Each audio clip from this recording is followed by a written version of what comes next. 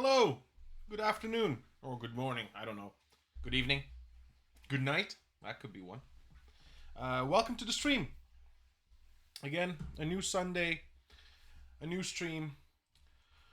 Episode 5, but we had a very long episode 3, by the way, so this is stream 5, this is probably stream 8 or 9, I don't know.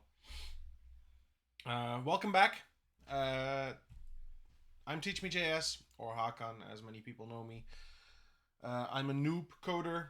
I don't know anything. Well, I'm starting to understand a few things, a few concepts. So we're slowly getting there. I'm a zero. I'm recording this journey to becoming a hero in coding.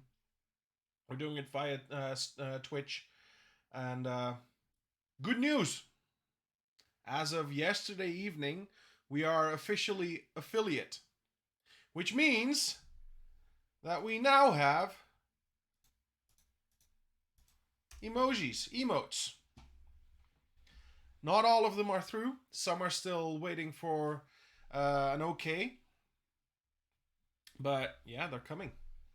So happy days, happy days. I'm noticing now that my OBS is a little bit slow. There's like a little bit of latency. But okay, that doesn't matter. So we have emotes now. We also have loyalty points. I've changed the name of our loyalty points to lines of code written. So for every 10 minutes, you get a certain amount of lines, and you can spend those lines on whatnot. So let's just start off with sitting right. So that's also happy days, happy days. Yeah. That's the good part of all the stream stuff, but now let's get back to business. Let's get back to what we are really here for. Learning how to code line by line, doing it together, learning it together. If you're a zero, welcome.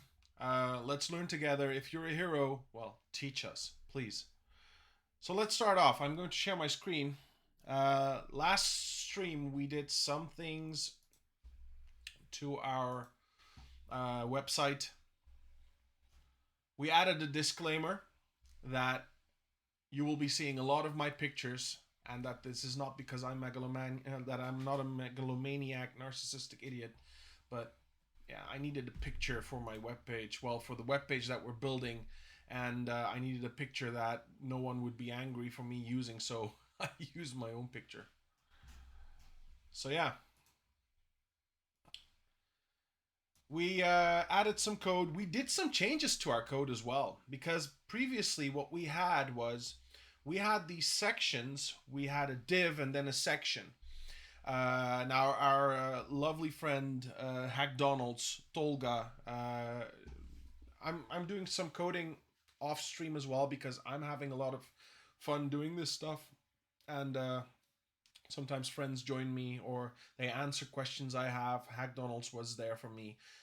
He checked my code, and at some point he said, "Why did you put this in a div?"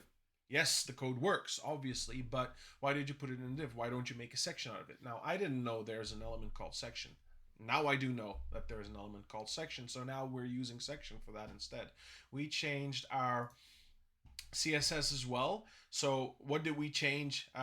Well, because it wasn't a div, and because we were doing something else with the left and right stuff, we had items left, items right, to align them properly on the page. Well, we found other ways of doing that, so we deleted our item left, item right page, item right classes and IDs. So we're only left with the sections. Now, what did we do with the sections? Now, section 1, as you can see, it's this part. It's the header part. We made a background transparent because we don't want a background in it. But then we have the second section. By the way, did you notice? I talked about this last week as well. Not last week. That's a few days ago. Last stream as well. We added the snap. So I'm not scrolling a lot. I'm just scrolling a little, and it's snapping right there. As you can see, we placed that in outside of all the sections. We called an article class scroller, and that scroller snaps into place. As you can see, uh, it's a scroll snap type. So whatever, let's go back to, we had section 1, then we added section 2, which does have a background image. As you can see, section 1 had a background color transparent, the other one has an image.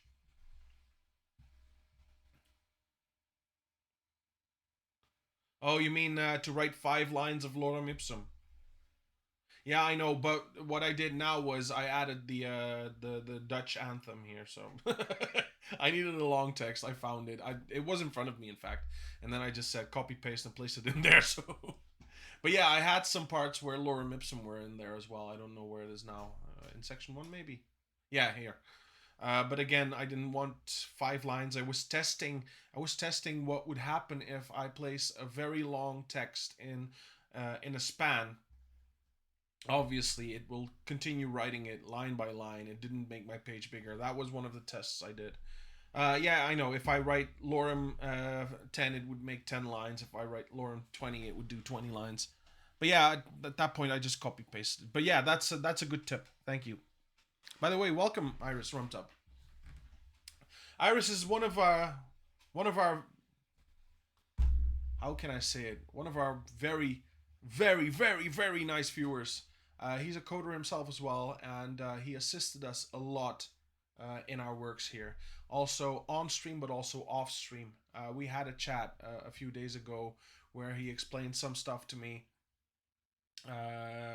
So thank you for being here. Uh, so yeah, to continue off, section 1 doesn't have an image. Section 2 has this colorful blob in the background, which is an image. So that's why you see you don't see transparent here, but or color transparent, but an image with an URL. Section 3 has one as well. I had 4 of these images. So what I chose to do was 1, 2, 3, 4, 1, 2, 3, 4. You know, just kept them coming back. Now, when you make the page a bit smaller, it doesn't look very nice, to be honest. Let's be really perfectly honest. But that's because I'm still learning some stuff, especially the scaling stuff. I'm not that good in it in scaling, but I'm going to learn that and learn how to properly scale this as well. But let's open it in the normal size window. So when you do normal size, you see that, well, except for this big emptiness here. I don't know why this is here. Okay, we have to look at this, why it's this big, but whatever. So when you look at it in the normal full size screen, you see that the blob looks a lot better. The picture is better aligned. So yeah, what I'm planning to do with this is I'm trying to make for future, of course. At this point, we don't have any portfolios, but in the future, I want to have my portfolios listed here. Maybe logos of companies, which is, by the way, something that I was also doing with a CV page, adding a logo for my CV, what I studied, etc. So that's what I'm trying to do. But let's first look at why this section is this big. Let's start off with that. That's a good rolling start for us.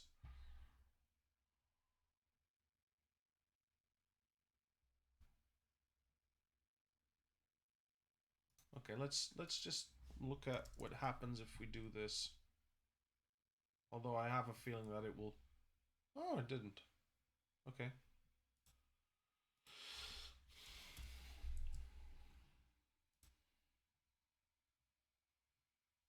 It's still big.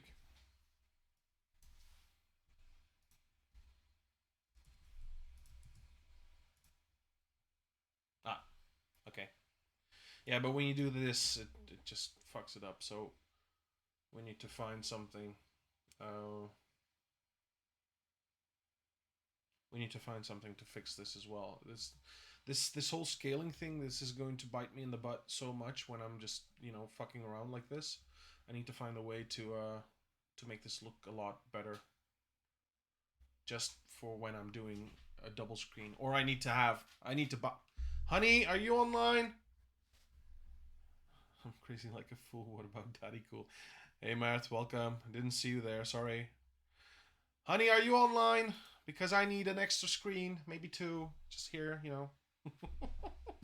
Let's ask nice. Maybe she'll say yes. But yeah, for the time being, let's just make this 100 again, because now it's working. But I need to add a comment here. Change height of section 1 to 50 viewport. What the? This has to be an H, by the way. Hold on. Will that fix it?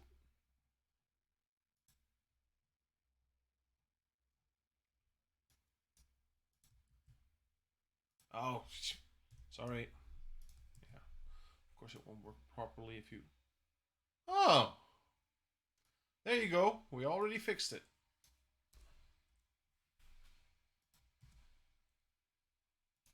See, it's the small things that make a difference. If because we didn't, well, with width we have 80 viewport width, but in height we also wrote 100 viewport width, which isn't correct. That should be viewport height, and that was what was making our page look weird. Okay, it's fixed. That's good. Okay, so let's start looking at what we can do else. Let's just, you know what? Let's try to get this. Let's try to get this scaling business going. Okay. Let's go to W3 schools. CSS.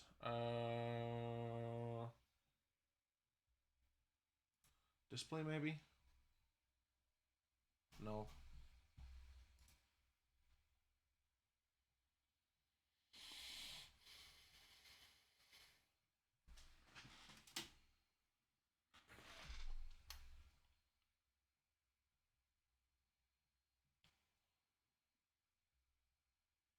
I don't think that it's in user interface as well.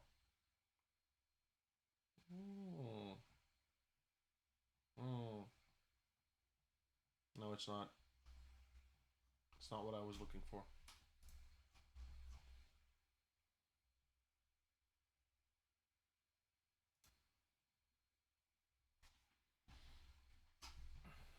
Do we have a media? We do have a media here.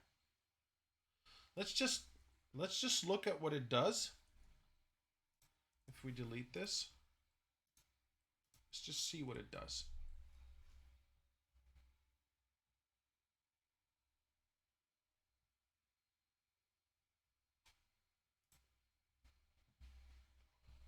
Oh, nice. Let's keep it there. I don't care.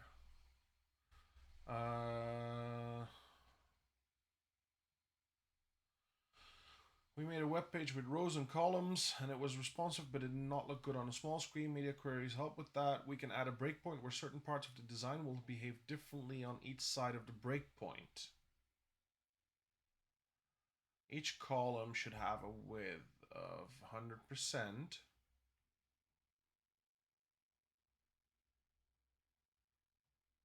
Hold on.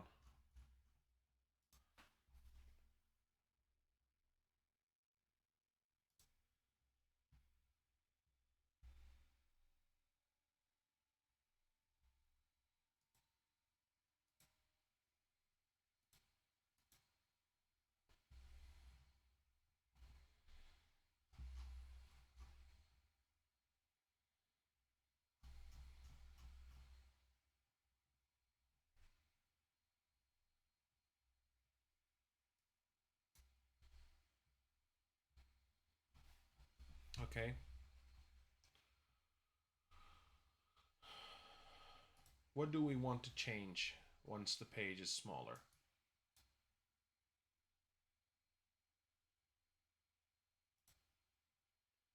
This isn't working properly for us. Let's just, you know what? Let's just do this. Hold on, what's this? Oh, is it probably because...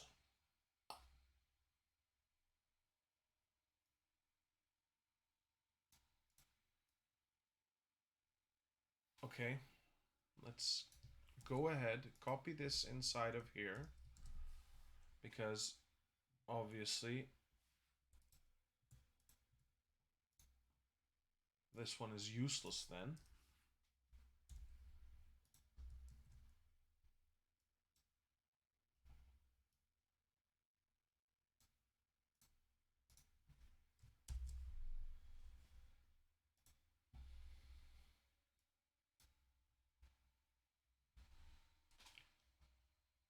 So what it's doing right now, and I don't like that, is it's for instance, let's just have it. Let's just talk about this picture. This is part of section 2. The code makes section 2, the text part, smaller, but keeps the position, I think. Let me just quickly see. 820 by 1180, yes. Keeps the position of the picture exactly the same, so it needs to move the picture as well. Let's just look if there's anything that we can change about this. Is this all about the menu? Yes, this is all about the menu. Let's just go here.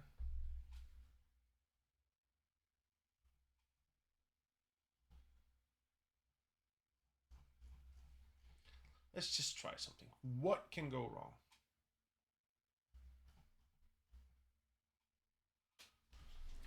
Align. Content. Left.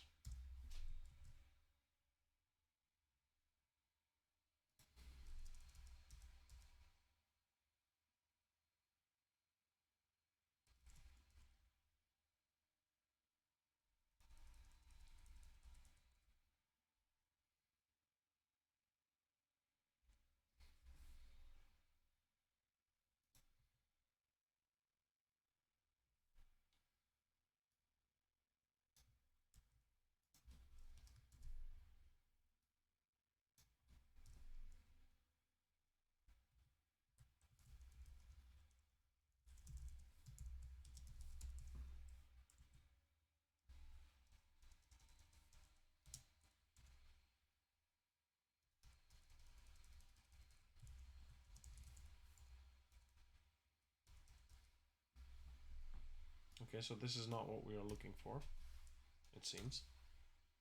Let's go back to W3 schools.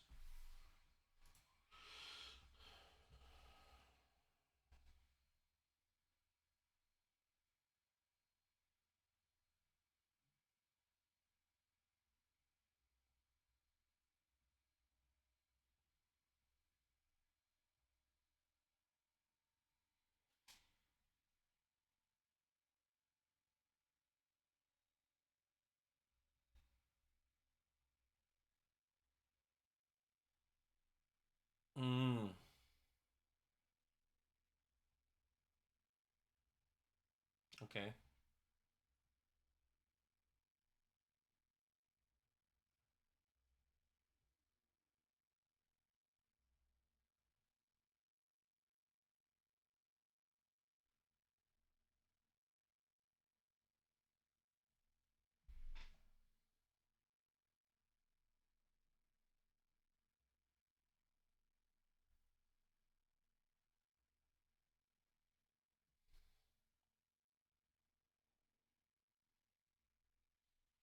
Let's go to ChatGPT. Let's give it in the code.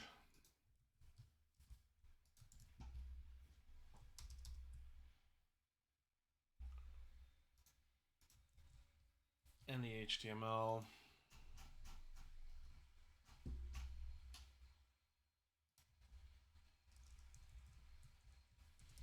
Following are the CSS and HTML for the website design.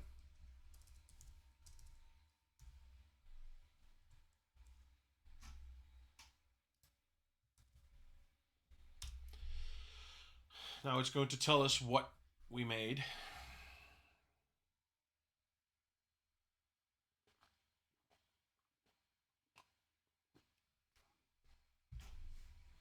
Oklahoma. I thought I changed this to Verdana. Never mind.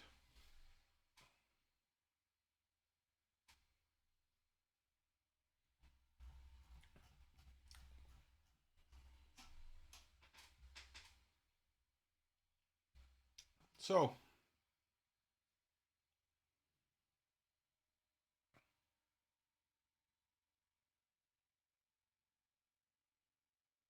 how's stuff going?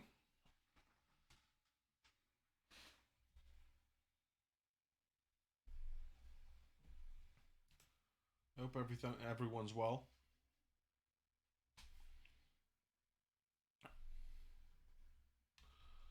All right, let's start.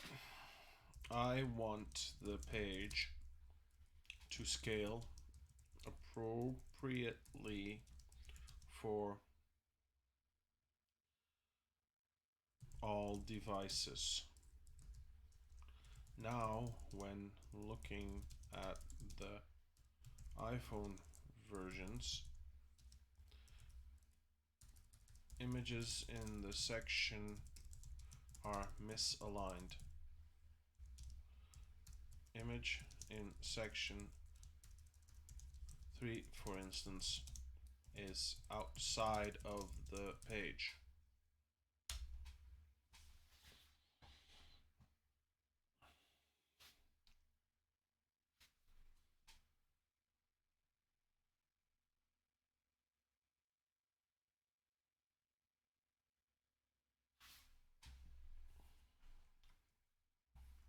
Tell us.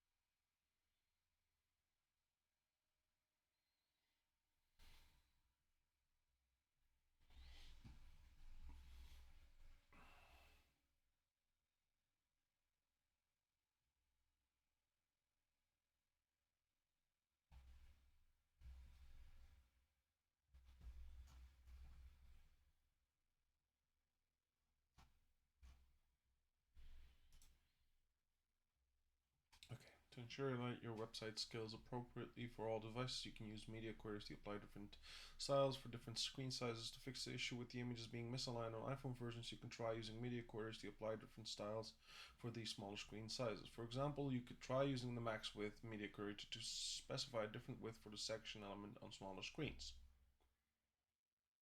Okay, let's just do it like this. Can you make media queries for iPhones, iPads,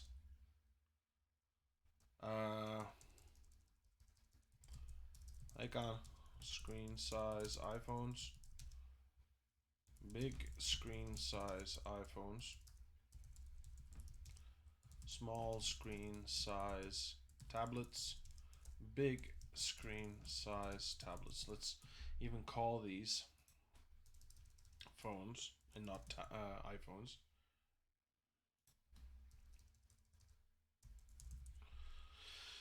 Big screen size tablets and laptops. And laptops and computers.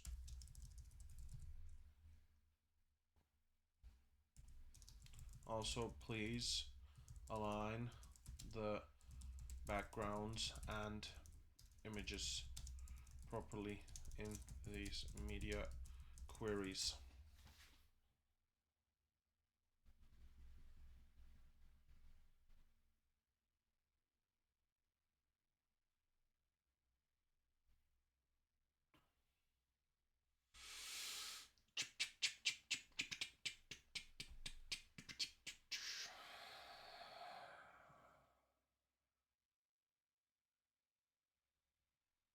Yeah, but all right, let's just let him write whatever he wants to write.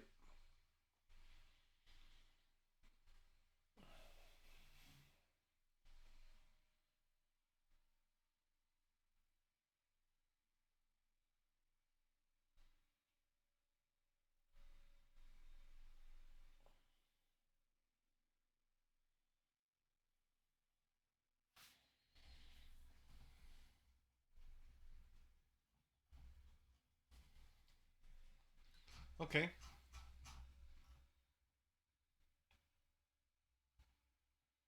Let's just try this. Copy the code, paste it here. Then what do you want me to add? You want me to add this. Let's do it.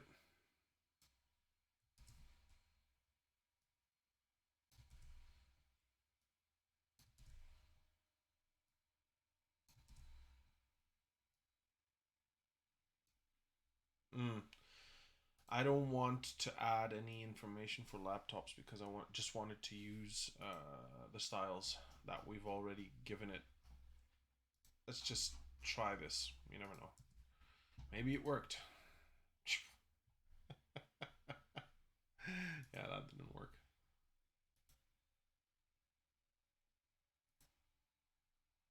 Wow. We just, you know,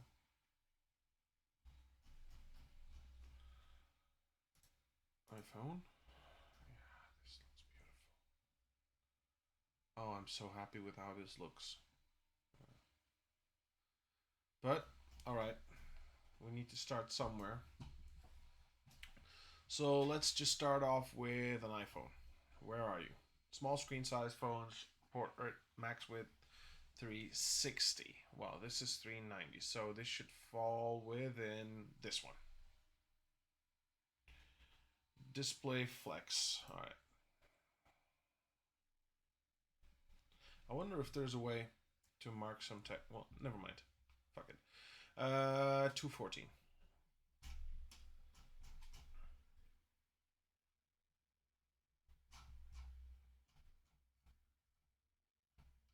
Where are my sections? Yeah, there they are. Display left. Display. Let's not flex it. Let's just look what happens if we do this.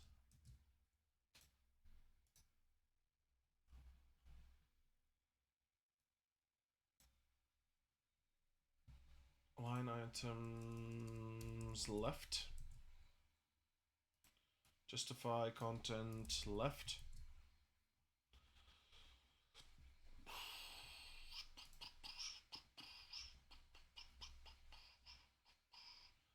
Okay, so why is it doing like this? It shouldn't.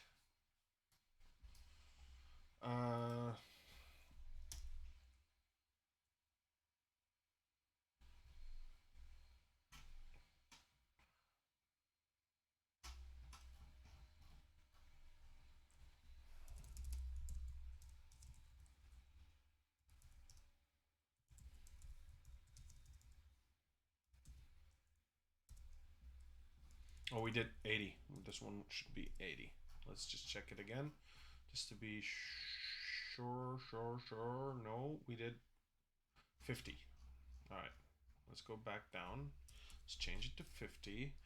Control S it, and it's not.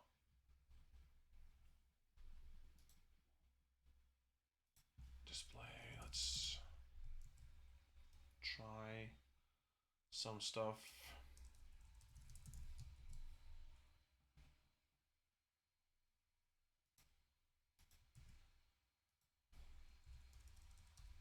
I don't think this is going to look good. Why are you doing it? Let's just close it. What's it doing here? It's not doing anything wrong in our regular page because we said to not do anything with the regular page. But when you make it smaller, like this should be also this. Let's just try it as ChatGPT gave us center. That's not working.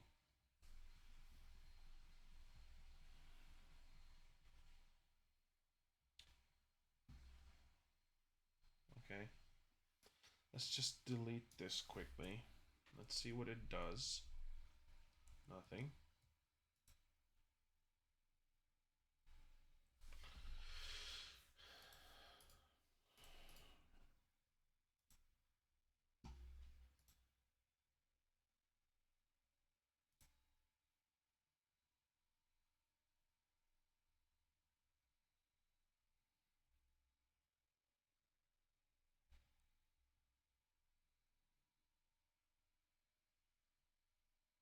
It's going here.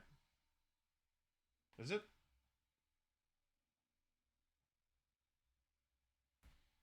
Yeah, it is. Okay, let's close it. Let's look what it does.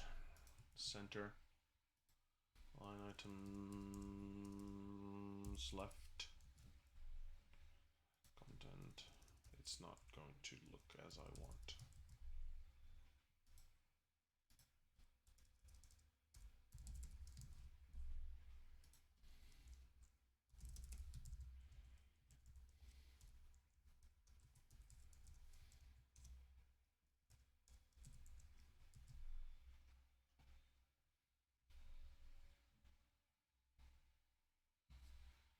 Is it because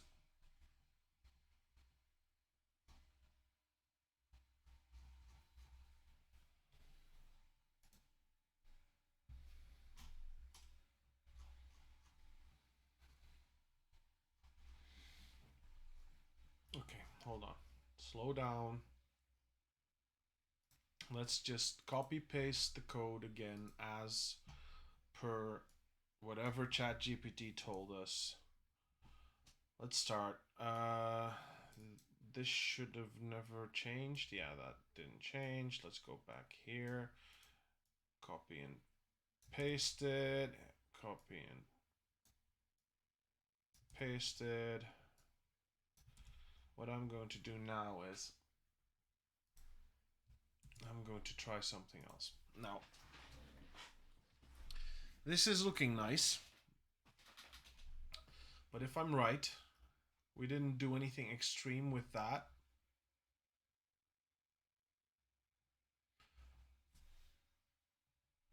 What did we do with section 2? That is different than section 1. There's an image. We have a background position that changed.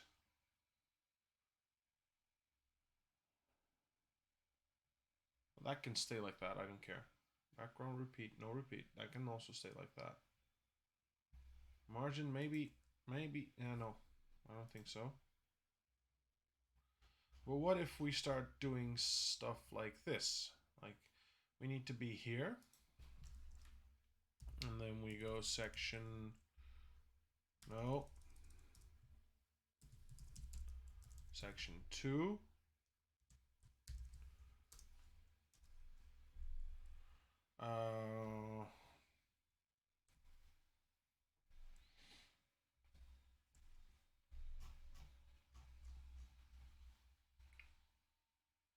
Text size is from here. Do we do anything with the text size in this page? Or with the text position? No, we only make the font bigger. Yes or no? It can stay like that.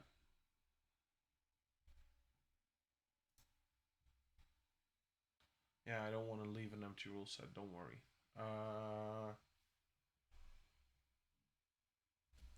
Align left. Start off with this. No, align center. Start off with this. Section 2, go back to section 2, background image.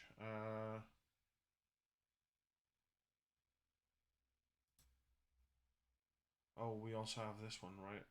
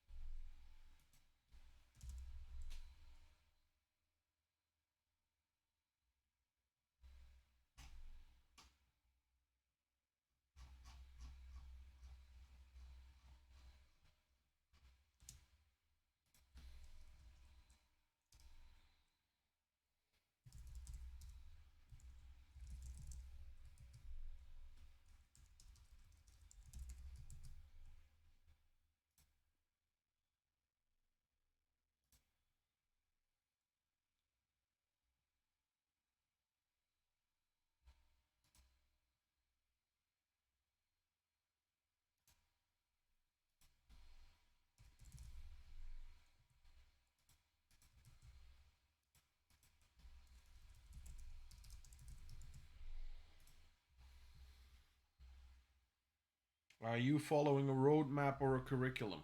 You are following someone who is trying to learn how to code himself. But if you want to know what my roadmap is to learn as much HTML, CSS, and JavaScript as possible.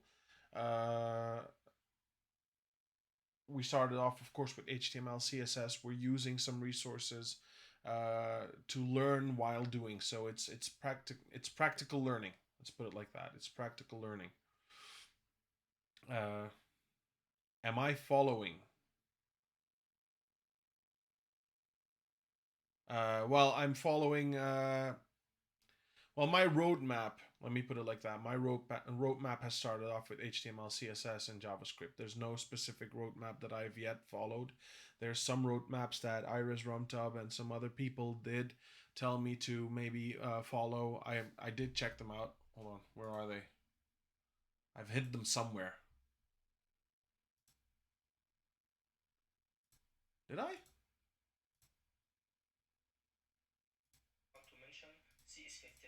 Yeah. Yeah, no. Hold on, where did I put that? I do know I have it in Discord somewhere.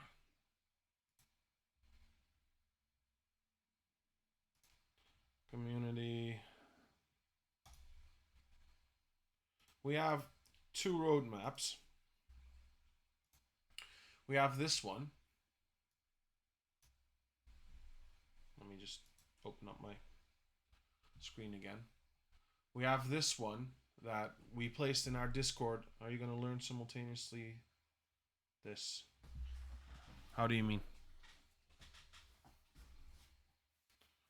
At this point, I haven't yet started following any of these roadmaps, to be honest.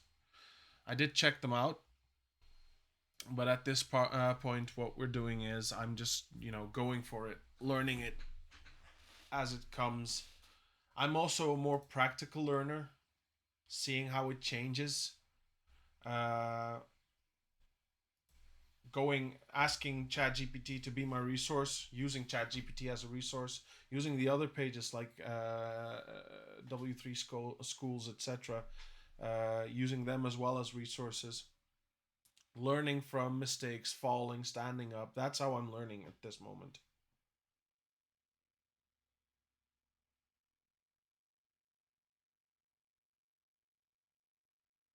What will I learn at episode? What will I learn at episode? Well, I hope that we'll learn a lot by that time. Episode 7, what will I learn? Like I said, it's a journey. It's not like lessons, if you're looking for following lessons, a curriculum, this is not. I'm not honestly a school. I'm a zero myself.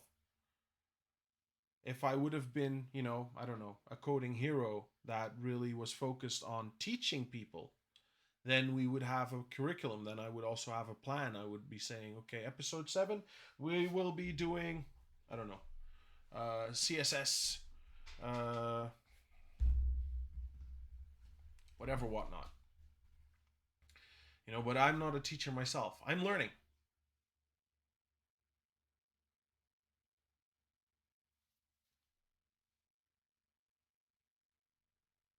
If you have a suggestion for me well, except for these roadmaps, of course, I haven't really had the time to look at them because at the same time I'm also running a full-time job at the back. But yeah, if you have something for me, yes, exactly.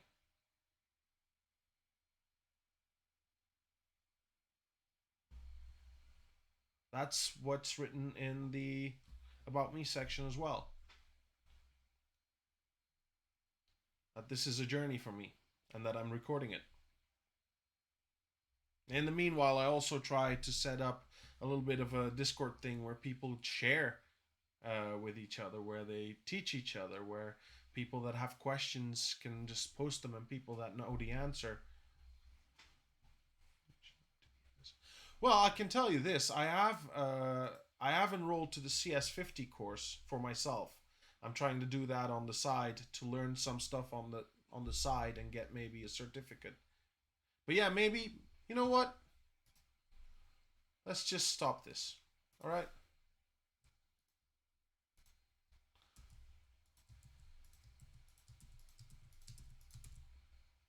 I'm sure there's a faster way to save all my pages, but whatever. All right, let's look. Now, what I understood from David Malin is, well, he teaches it well. I like his lectures. I do like it. But I had a lot of problems with the C lecture, with the week one lecture, because they're using they're using a server version of Visual Studio Code. I tried to start off with my own Visual Studio Code. It didn't work for a long time. Then I found some resources. I want to be web developer. You want to be a web developer, or want me, or if I'm a wannabe web developer. I know, but hey, look, I studied chemistry. Like, I don't like inorganic chemistry, but to get that diploma, you need to finish inorganic chemistry. So I'm following that just because I need to follow it, learn it, and I'm sure these people are these people are clever enough to know how to set up the whole course. So I want to finish that as quickly as possible and just skip over to the next part. Indeed. But let's talk about this one then. Let's talk about roadmaps. Now I understand from Discord, Iris Rumtub and OG Worm, I think it was his, or UG Worm. Can you share the link on your screen? Seems good. There you go. I can also give you this one. They have some other roadmaps as well, as far as I know. Yeah, exactly. Here. So they have front end, back end. They have Android, as you can see.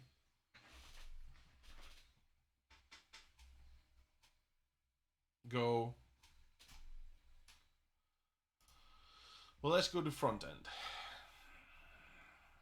I think we don't need to look at this, but HTML, like, learn the basics. Let's start off. Learn the basics.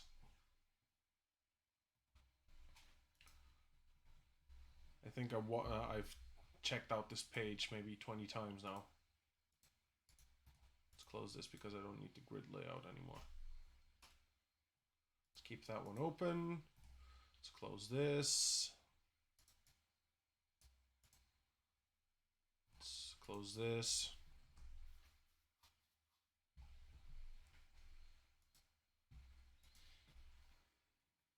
With alternative sources.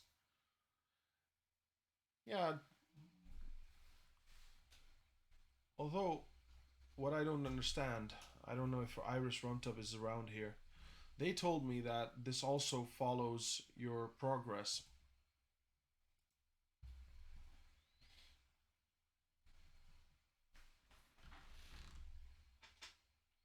What I want to produce in the end, what I want to produce in the end, there's no, to be honest, there is no end for me. I didn't plan an end.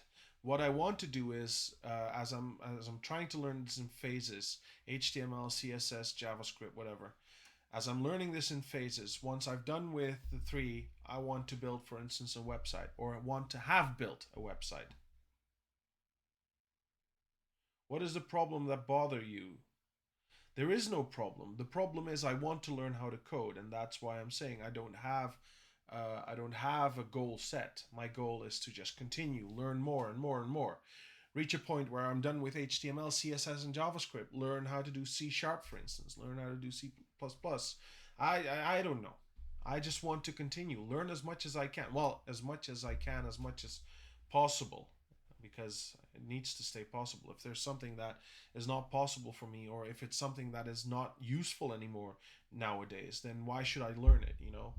Uh, I've started off, my computer journey started off with a DOS system.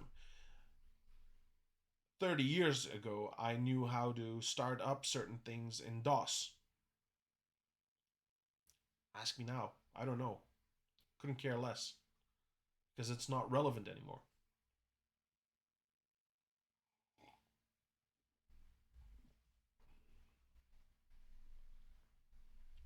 Programming is the end of a road of search. There's a problem here.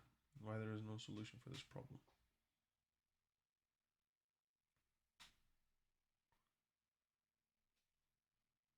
I don't understand your question, honestly.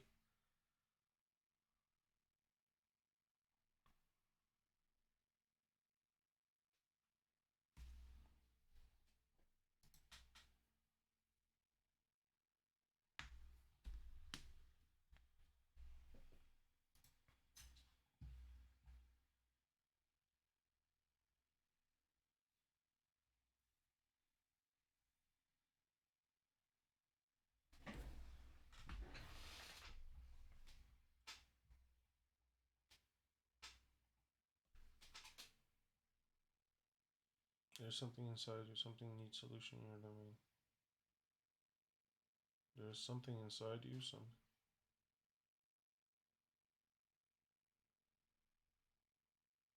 Yeah. Oh, you mean I have a problem in my page that I'm trying to code? It bothers me, yeah.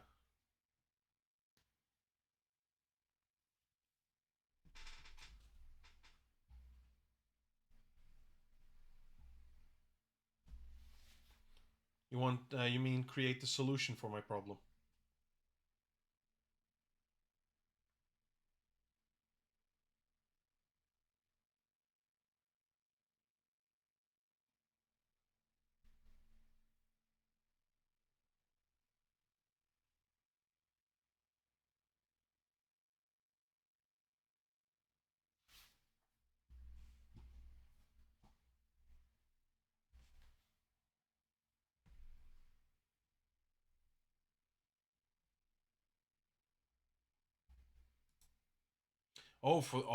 Well, for that I can tell you this.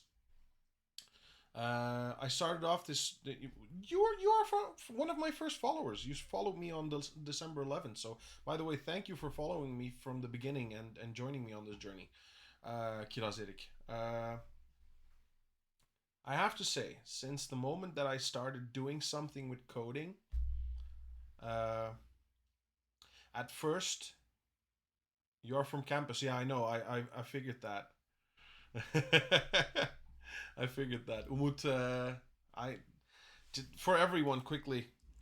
Plug in. Shout out.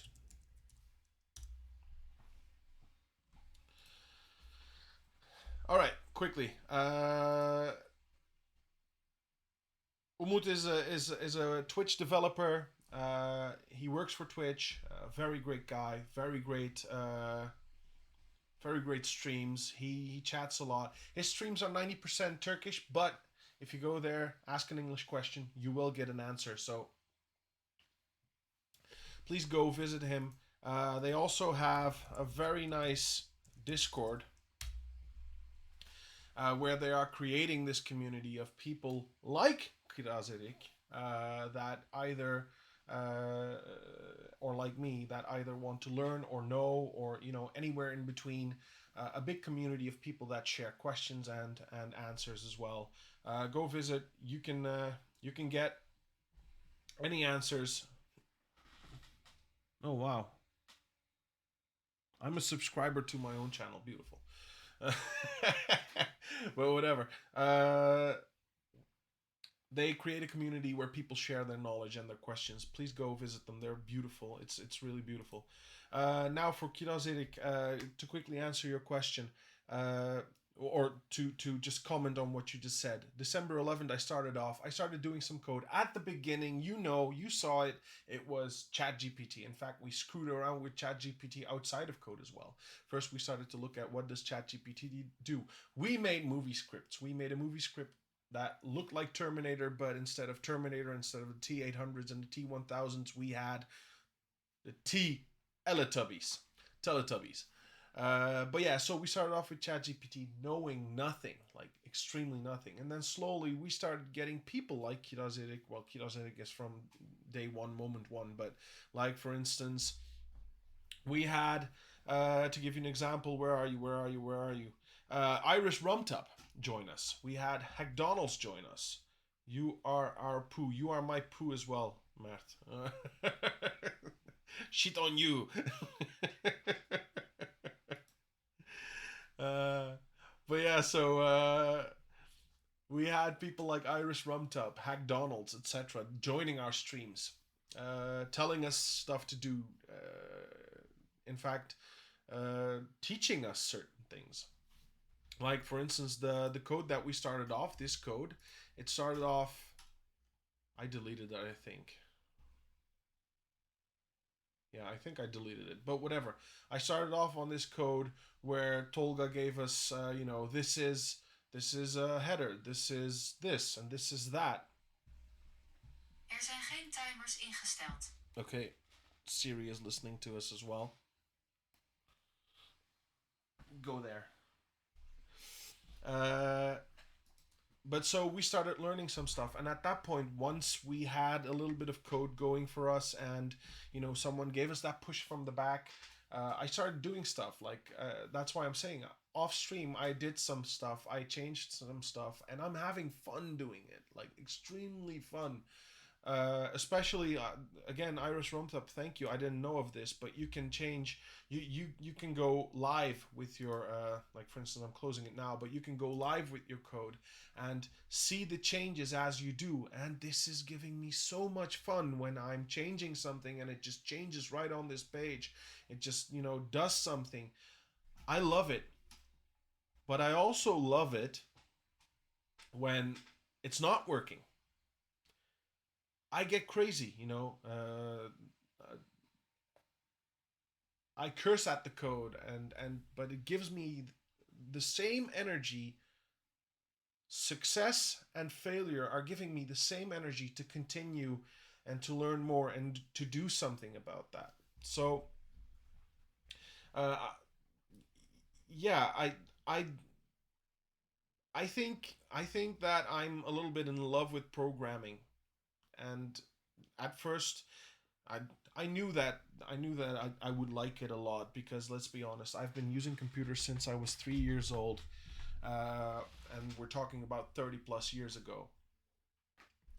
I've been using computers since I was 3 years old. I studied in Turkey. I studied in Turkey. I studied chemistry. All beautiful and well. I really love doing chemistry, but at some point, one, I'm away from home too much. I can't see my daughter grow up, etc. Yes, I see her in the evenings, but that's not the same. I wanted to stay home, do something from home, and I loved working with computers, so I decided to make a change in my life. Well, the change is yet to come, because at this moment I still need to continue working so that I get money to feed the baby, etc., and to feed us. But I want to make that change, so that's why I'm learning this, so I can learn how to code and maybe uh, start doing stuff from home. Uh, and I really like doing it, and I want to continue doing it. So yeah.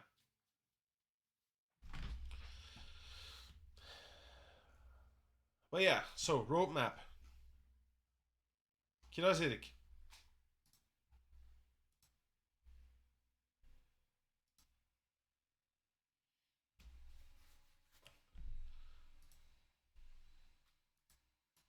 So we're following this roadmap, if you think about it, because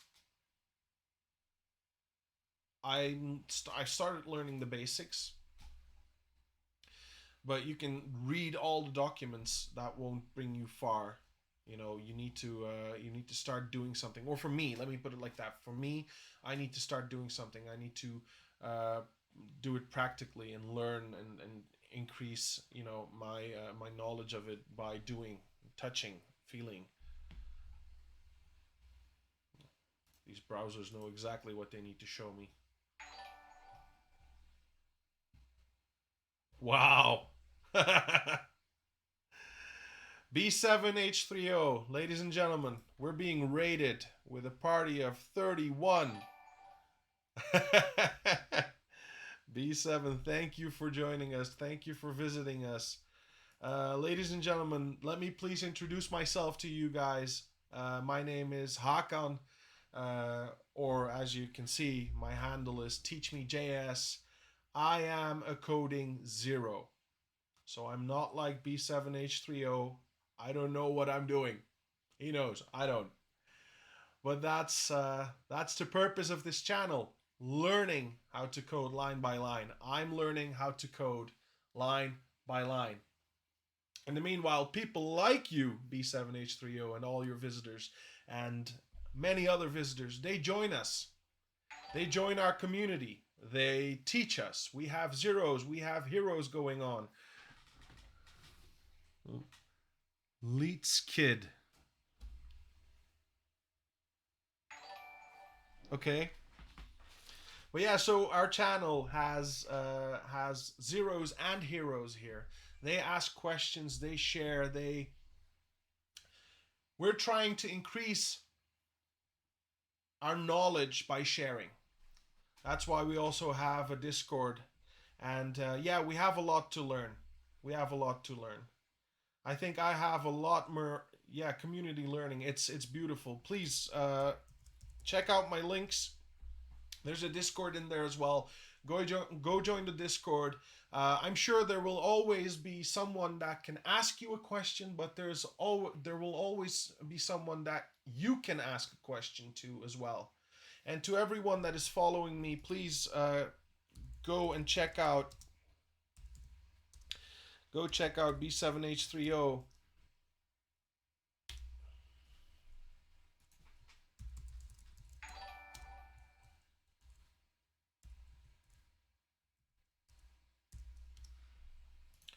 Wow, that's not working.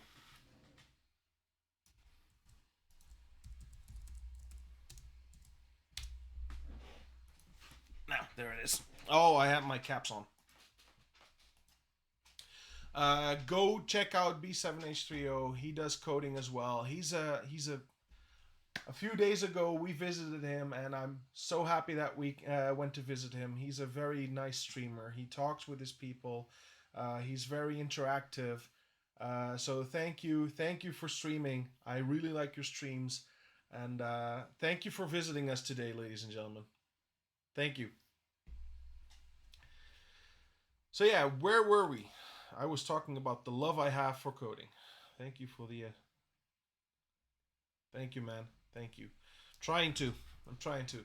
We were talking about this, the love that I was starting to have for coding. Like I'm a zero, and since December 11th, I've been doing some stuff on stream, recording my journey, and I've started liking this. I've started really liking this. Hi, man. Welcome. So yeah, what were we doing? Let me just quickly show you what I have been doing in all this time. We started building some sort of website. I like to work practically. I like to do stuff and learn from that. So we were building a website, and I've been having trouble with the scaling. So now I was looking at trying to fix that, how it scales in phone format, iPad format, etc. But when you look at the website like this, what I was trying to achieve was, you know, a header section. And for future, this is not, I don't have any portfolio right now, but in the future I do want to have a portfolio where I want to sum them up in this way, you know, have sections left and right and left and right. I also added a snap a scroll snap to it so that it really snaps onto the each and every section.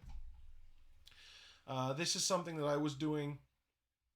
At this point, there's a lot of pictures of myself. That's not because I'm a megalomaniac, but you know, you can't just use pictures of the internet that easily. So I chose to use my own pictures. But this is what we've been doing. We've been making mistakes. We've been learning along the way. Like I said, I'm now trying some stuff. I'm also asking ChatGPT to help me out. I'm using ChatGPT as a resource. I know some people use it to really code the hell out of it. You know, let ChatGPT build the website.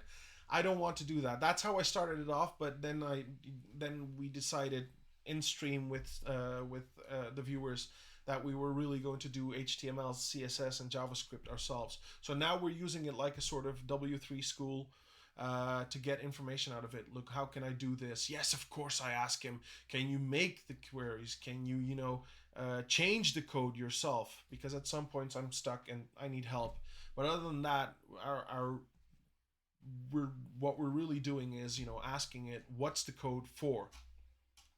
And we're trying to fix whatever is not working. But now we were talking about roadmaps and what I've been doing. I've been following CS50. I've enrolled in the course. I've even paid the money to get a certificate out of it once we're done. And the roadmap, I never really had a roadmap except for the fact that I made a plan for myself. I wanted to learn HTML, CSS, and JavaScript first. HTML, CSS first, and then JavaScript. And once I have all three, I wanted to start, building something on my own, or maybe even make whatever we're building in Stream better. So that's how we started off, and I never had a plan other than that yet. But we need to slowly start thinking about roadmaps. So yeah.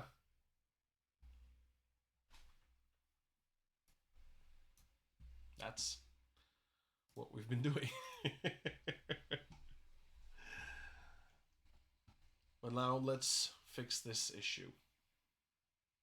Let's go back to our dearly beloved ChatGPT. Close these roadmaps. What's this? Yeah, you as well. What did we ask him? Oh, we did ask him, and now we were changing some stuff ourselves. So we saw that section 1 has no problems, but as soon as you reach section 2, the text is like out of the screen to the left. The background is good, so we don't have a problem with our background.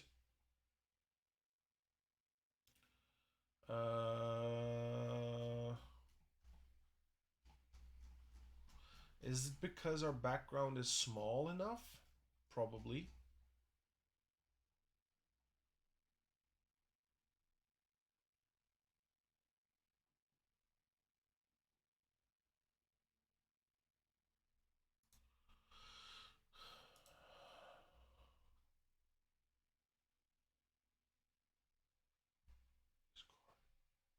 No, it's I hid it in my link tree.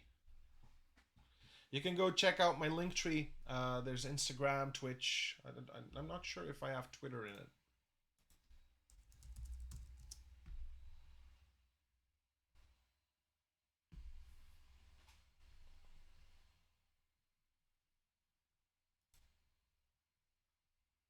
Twitch, YouTube, Instagram, and Discord, and our website, work in progress. There's no website right now. It's still being built, as you can see from the stream. But we do have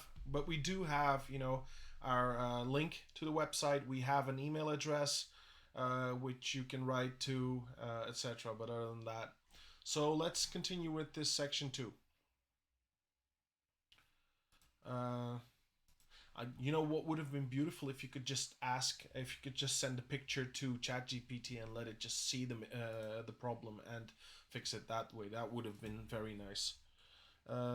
In section 2, all text is aligned left. However, it also is outside of the screen.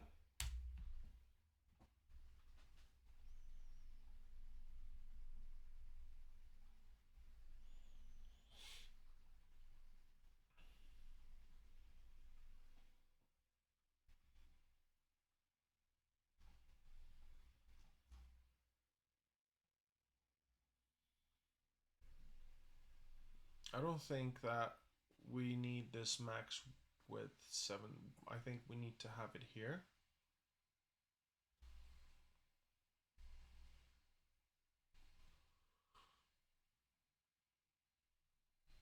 Or do we? Does anyone know how to check how big this screen is? Maybe.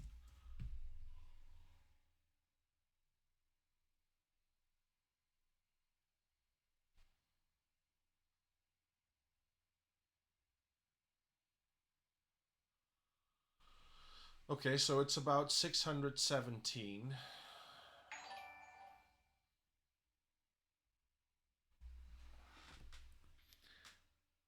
Mili Peluri. Thank you for the follow. Well, anyway, everyone, thank you for the follow. I forgot about that. We were in the middle of, explaining myself. Jackie, Urizen Looks, Willfulness, Ivan Kirle, or Kirill, excuse me, and Mili Peluri. Thank you for the follows. All these follows make my day. So, I would say if this is about 617 wide right now, that the whole, page would be more than 768. I think we need to be here when changing. You can open the responsive mode tools. It will actually show as you move it around. Settings you have, ruler on console. Hold on.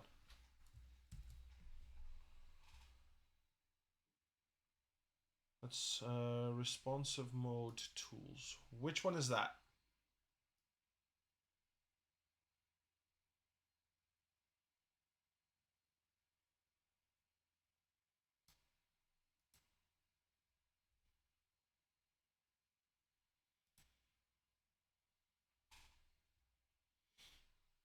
I could do it like this, by the way.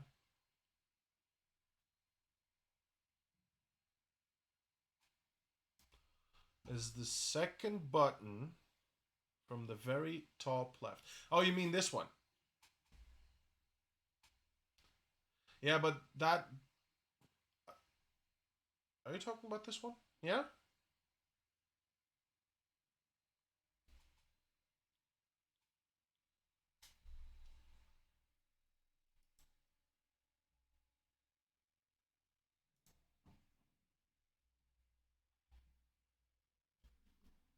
But what I'm wondering is not. What I'm wondering is how big is this screen? How wide is this screen? Just to know where I need to look in my own code. But I think if I just, you know, if I just look at it this way, let's close the responsive mode. In fact, let's go to our own page. I think it's about whatever you see down here in the left corner. I think it's about 1,000 pixels by 952 because this is now half screen, as you can see, which is about the size when we, bring it here. So maybe we need to either be in this part of the code or in this part of the code.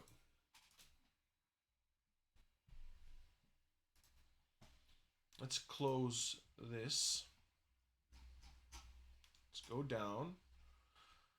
So what's it doing? To fix the issue with the text in the section 2 element being aligned to the left and outside of the screen on smaller screens, you can try using media queries to apply different styles for these smaller screen sizes. For example, you could try using the max width media query to specify a different width and margin for the section 2 element on smaller screens. Okay. Let's just try it.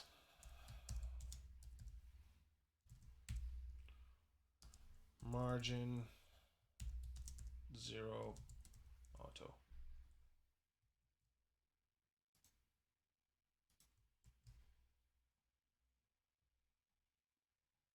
Okay, so that didn't help. Let's just change this. No, no, no! Don't.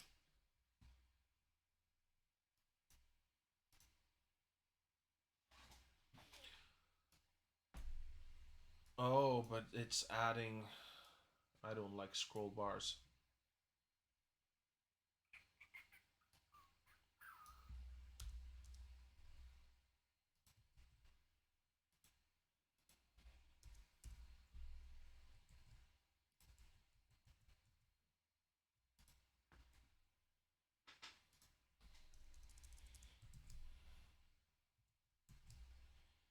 We're just changing stuff and seeing what it does.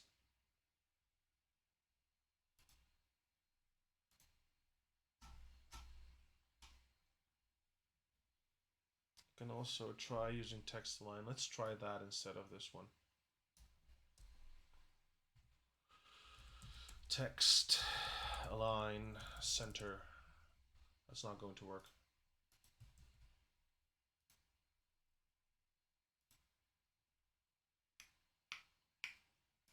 Well, let's also change it in this one because I don't know. I still have a feeling that we're looking at the wrong one. Section 2. Oh, we're.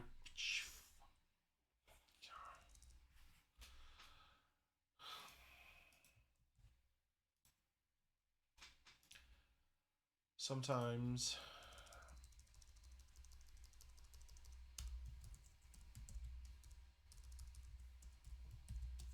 80 viewport width and margin 0 auto.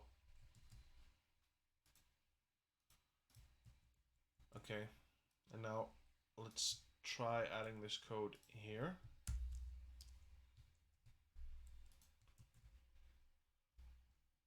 Okay, so something did happen. So like I said, we need to be in this one probably. For this screen at least, let's put it like that. For this screen, we need to be in this one. Because this is how it looked. And this is how it looks once we add this piece of code. But now let's try the text align thing.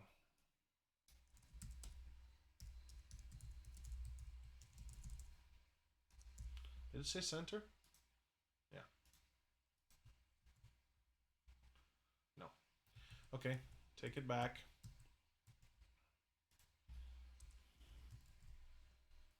No.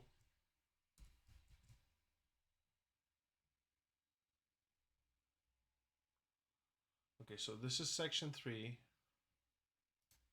I don't know, but I want you to also be a little bit bigger. Let's just see if this does anything for us. I don't think so. It doesn't.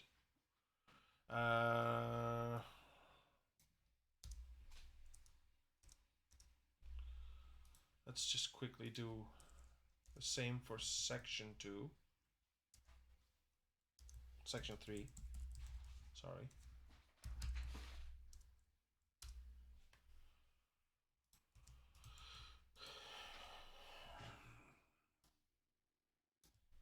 Let's do the same here.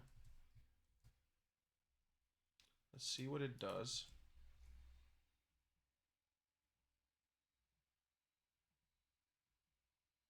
Okay, I don't like that.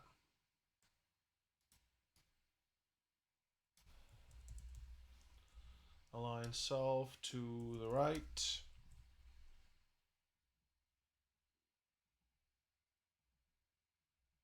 One, two. Margin right.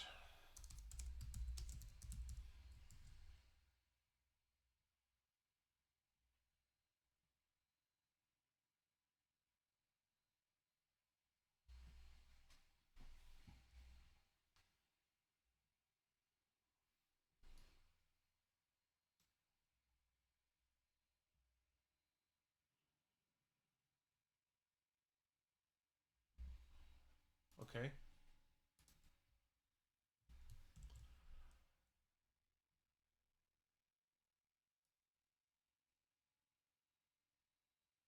Oh, yeah, that's exactly what I did a minute ago. So I brought this down to, yeah, exactly. I brought this down to about halfway of the screen, and then we saw that it's that it's about 1,000 pixels.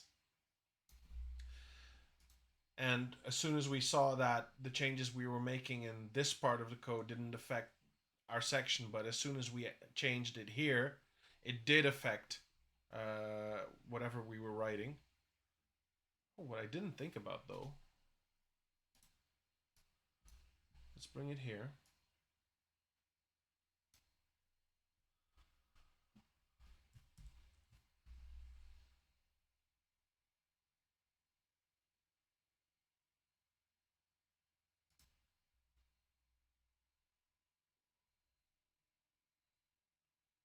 I wonder how, I wonder why. Let me quickly check something. Hold on. Section 2. All right. So our image is in section 2. Now, if I'm right, if I would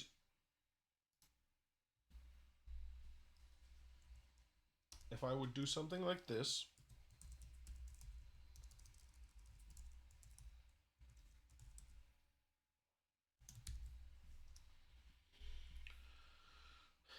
we would be able to also make changes to the image. Yeah, I think so. Close this.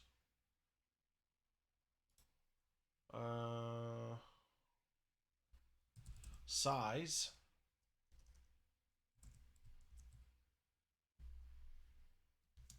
Let's try something like this.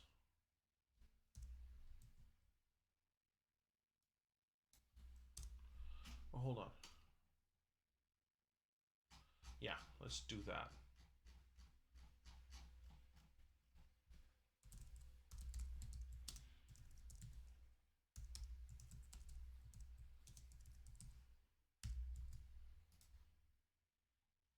Are we in section 2?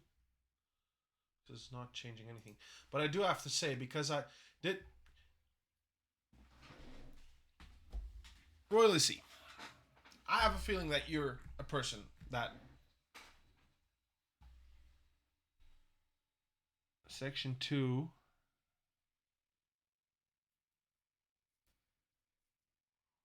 Okay. But I think... Let me just quickly say this, and then maybe you guys... Wouldn't this style here be preferred? Because I had problems getting this picture to work in the style CSS. So I had to style it in the HTML. Wouldn't this be overriding anything from the style CSS?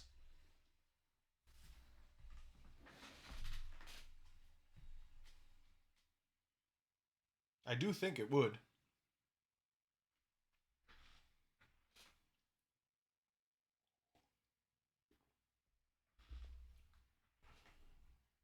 Hold on.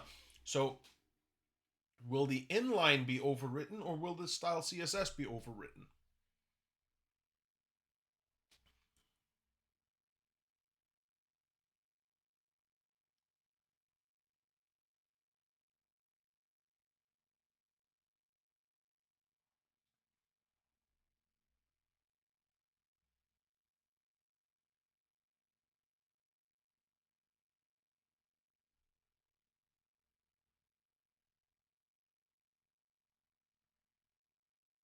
The inline has more priority. Yeah.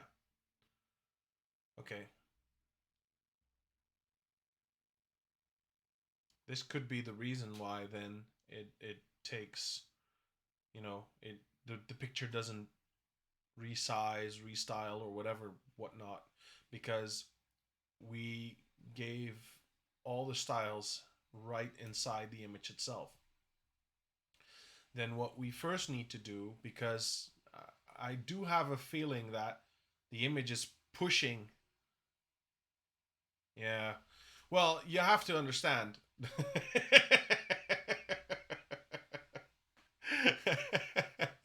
You have to understand, to get that picture to go here, you need one hell of a margin. If we would just, you know, if we would say like this, like this.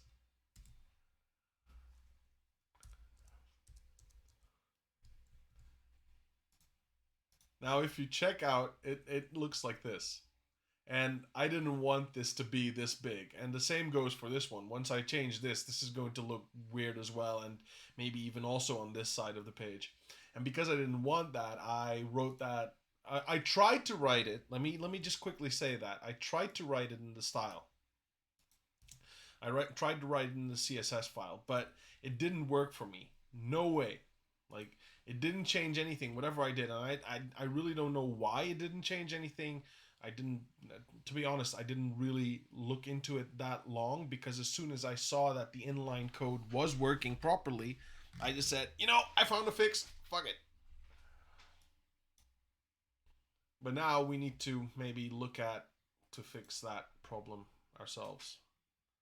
Okay, let's just go to that section 2.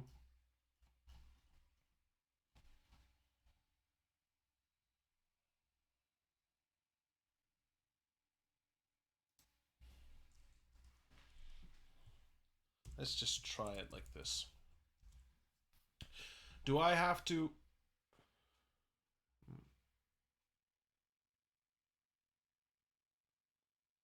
Yeah, a quick question, because I've been seeing you doing the, the bigger than sign, this one. Do I have to add that to, comment that image itself? Because when you look at this, and this is me learning now. This is me asking questions to you guys to learn. When you're doing the navigation buttons, you cascade every step, nav ul button. Okay, so that bigger than sign is needed just to point in that direction. Okay, let's do that. Okay.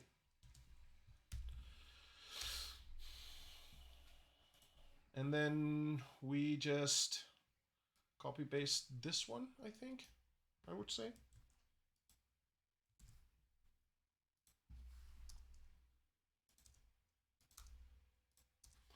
And then, because it's inside our, it means go to ID. Yeah, no. So now, if everything is correct, if I delete this bad boy here,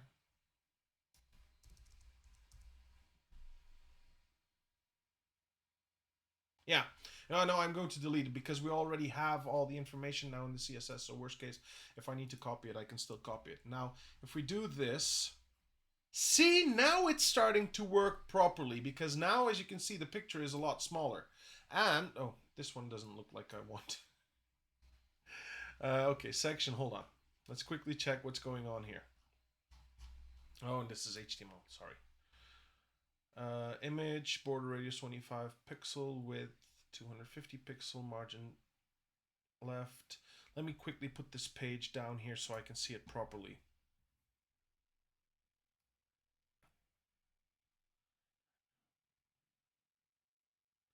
Yeah, that's what I was thinking. Hashtag section 2, and then image, and then curly marks would have worked as well. But look, if this works as well, I'm quickly going to put this here. And let's start changing some of the... in fact, let me do it like this. I need to take chat out here so I see you guys as well.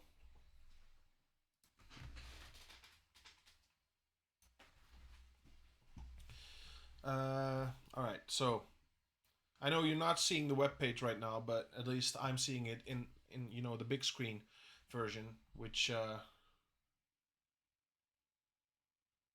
on my style image wouldn't work because I also have a div to contain the image for some other styles. Okay.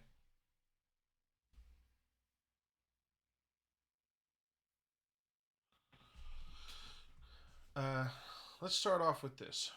The border is not working right now. Why is the border not working? Not that it's important, but it's not working, so there is a problem.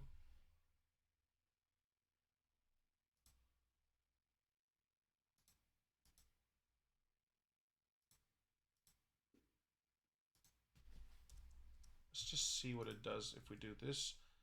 It works. Okay, so now we have a border. It looks a bit better. Once we put it here, it still has it. The page is still fucked up, but at least something's changing here properly. So this is what we wanted to achieve. So yes, taking away the bigger than mark did help to because if we put this one back, as you can see now, This looks good, but this, hey, now it's working. Hold on. Huh? Why didn't you work a minute ago then? Weird.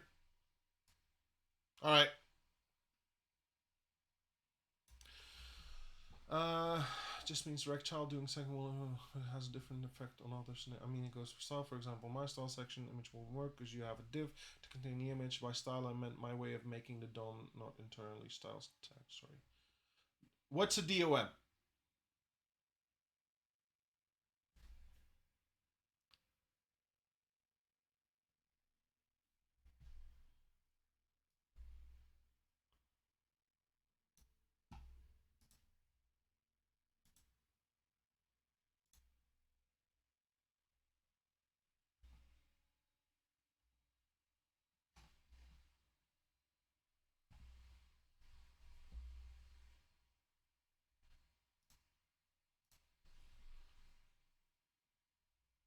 Okay, but we got this one.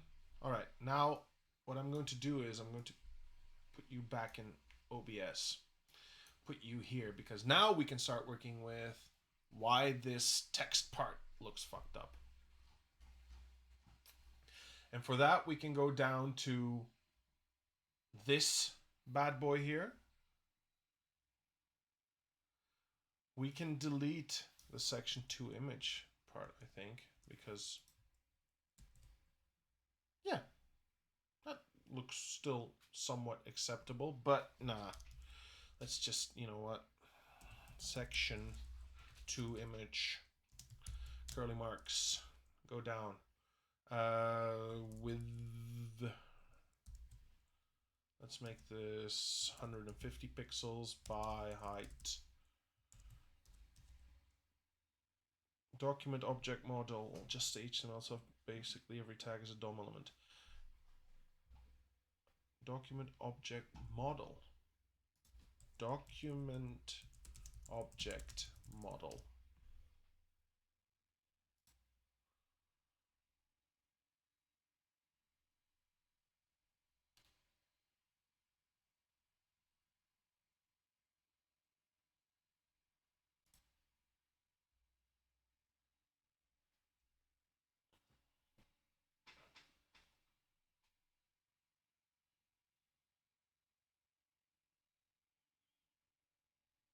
Document object model is a programming interface for web documents. It represents the page so that programs can change the document structure, style, and content.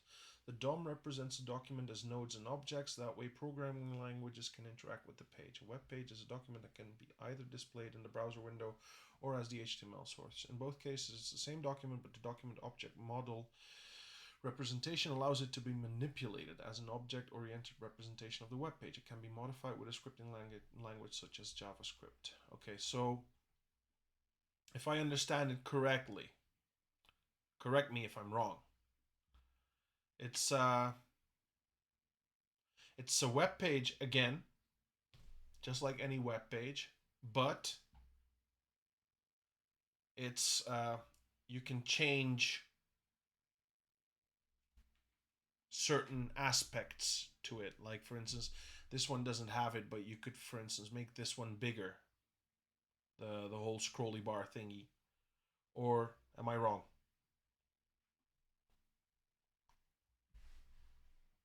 It's you can manipulate it. That's what I understand. I may be wrong, but again, like I said in the beginning, I'm coding 0. So this is, for me, this is what you're talking about right now. Is you're talking science to someone that you know.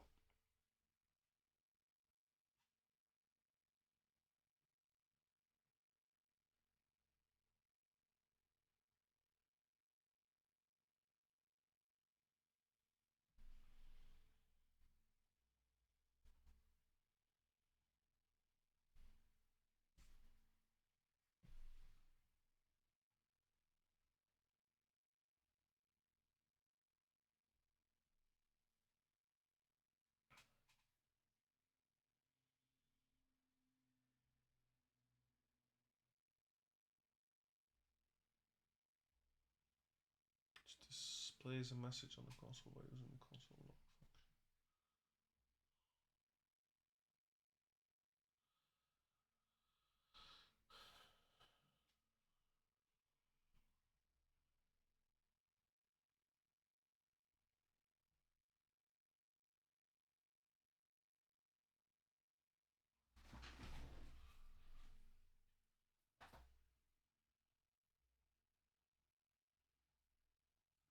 I don't think I think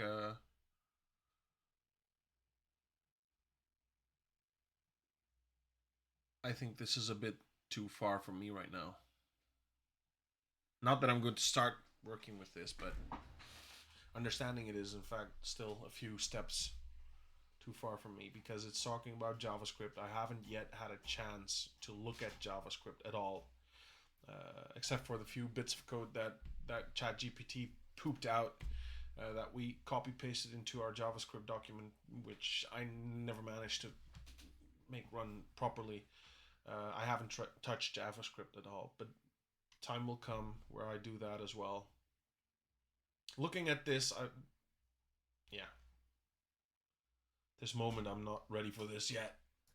So let's continue. So the text, we need to do something about the text. The image we just changed, or we were changing, sorry, looks a lot better. If you want the same CSS for all three, I would write section 1. If you want the same CSS for all three of numbers, I would write section. Yeah, I know. On the top. Yeah, I know. Oh, I understand what you're trying to say. Okay, hold on.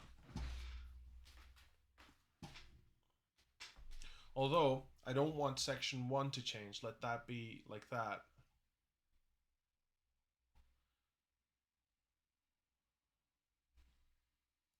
Then section 3, section 4.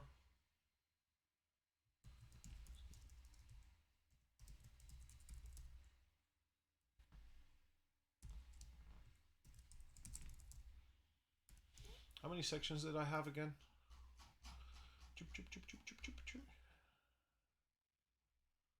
8.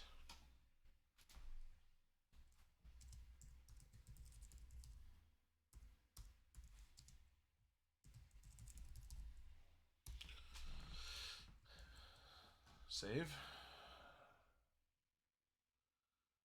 Now the same goes for the images, I would say. But, okay, hold on. Now for the image.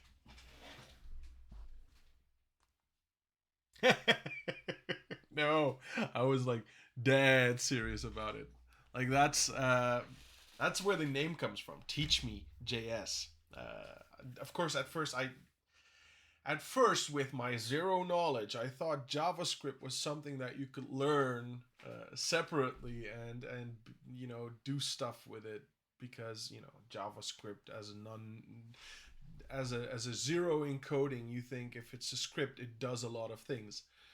So that's where TeachMeJS comes from. Plus, it looks a lot better than TeachMeHTML or TeachMe CSS could have been, it could have worked. But yeah, that's where TeachMeJS comes from. I'm like really zero, extremely zero.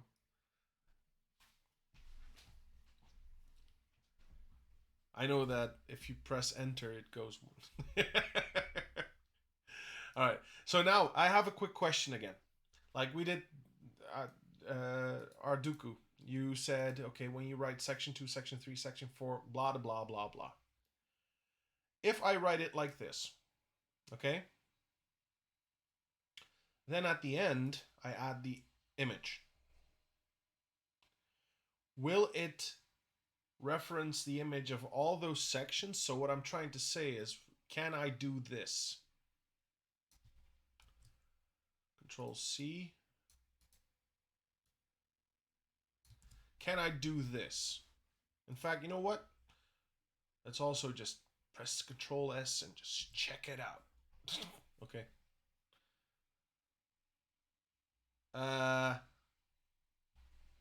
We might have Mayday.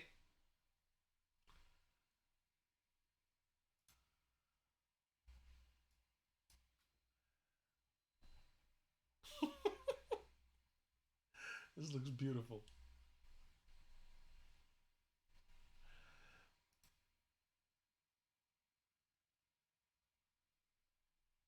If you want to modify section 1, you put it after this. Yeah, you have too many sections. Yeah, unfortunately. But that's the point. What I'm trying to achieve is, and that's for future. Like I said, this is not for now. Like, what kind of portfolio can I have? But for the future, that's what I'm trying to build is a page where you can scroll down and see every single portfolio that I have.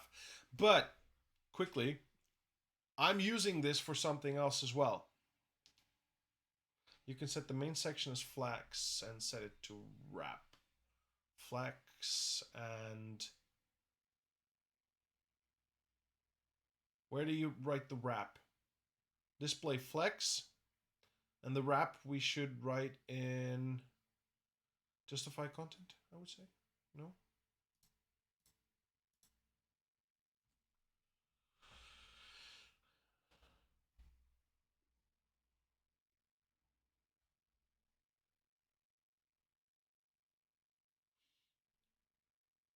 While you're writing your answer, let me quickly say what I'm trying to also do. With these sections and the snap sections, etc., the snap controllers, I'm also trying to build, for future, or maybe even a bit faster than that, a CV page, a curriculum page, where I just, fill out my information, my educational background, etc. So I want to use those same settings in this page.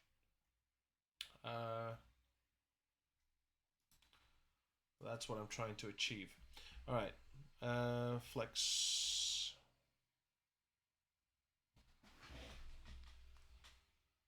Okay, let's take the. Should we delete the align items, or let's? You know what? Let's just try it like this. Display flex, flex, wrap, wrap. Don't warp.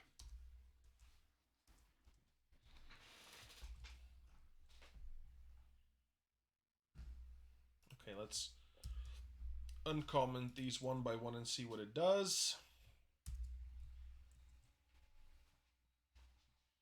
Okay, let's quickly check again what it does with the pictures. Okay, so here the pictures are going nuts. Oh, but the page. Okay. The pictures work a bit better if you keep the justify content open.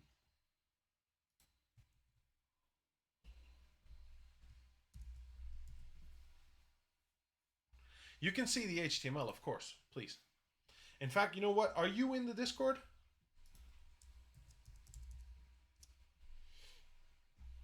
What I'm going to do now is Yana 8888888888888888888888888888888888888888888888888888888888888888888888888888888888888888888888888888888888888888888888888888888888888888888888888888888888888888888888888.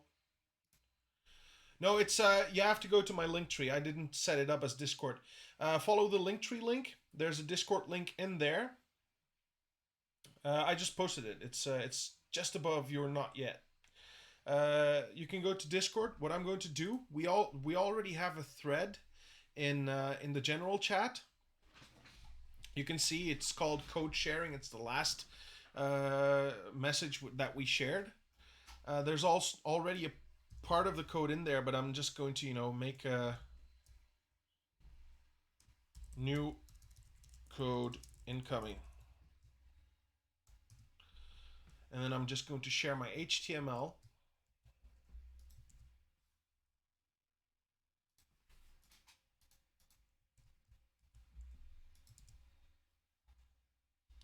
Why is it? Hello?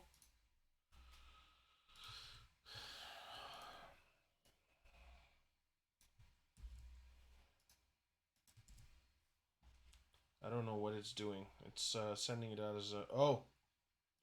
Oh, wow. Because it's too big, it sends it as a text message. Okay, never mind. And then we copy this one in here as well.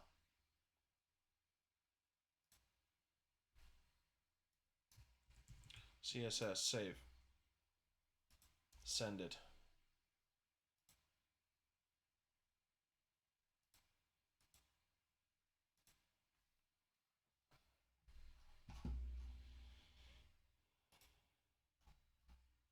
Okay, so it's in my Discord.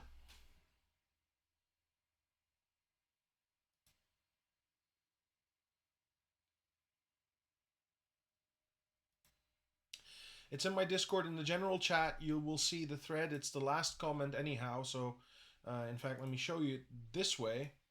When you go to the general chat, you can see a code sharing thread. I posted it there. You need to expand it because it's a bit too long code. It's a bit of a long code, so that's why I put it. It put itself in as a text. So it's there.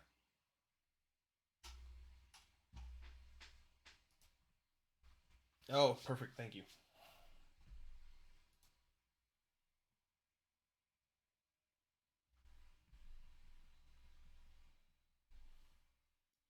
Let's start planning ahead a little bit, by the way.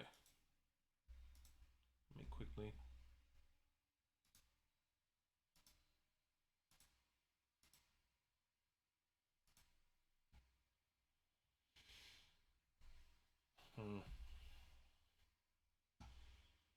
Yeah.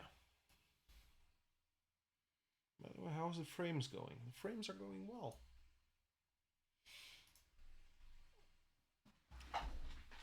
Last week we had some problems with our stream. In fact, if I'm part 3, no, episode 3, part 4. We dropped out of the stream twice, and then we have part 4.1, part 4.2, and part 4.3. But luckily today we didn't drop, so it's working well. But yeah, let's it's not scrolling down anymore. Let's quickly come back here. Let's see what our options are.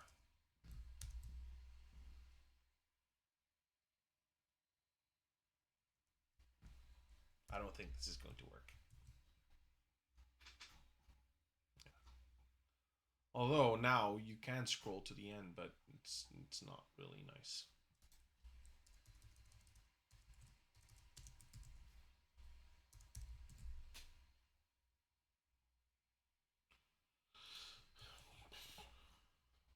Wow. Okay.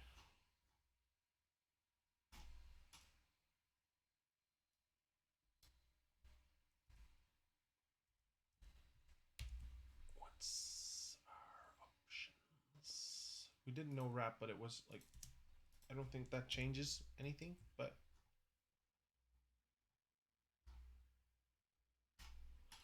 okay, so it's not going further than this because this is the last section anyway.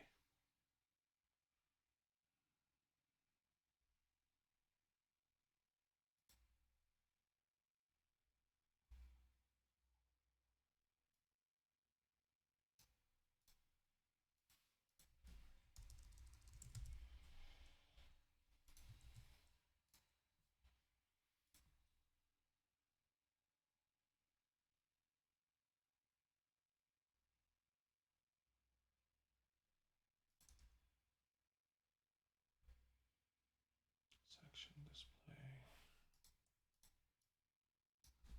Let's look what we can change here.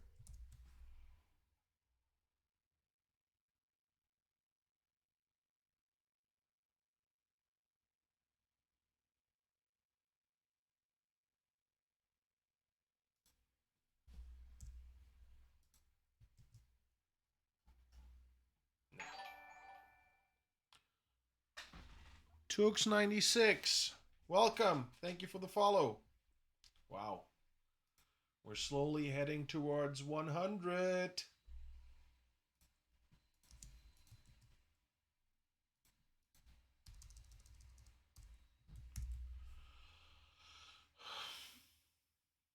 We're just gonna check every option we have. Let's just, YOLO. Hey, what's that? No, but it looks better.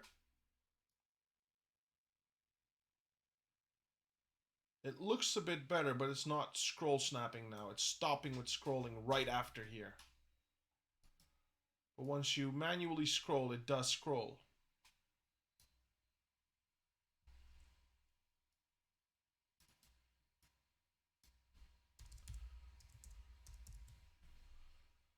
So contents, I like.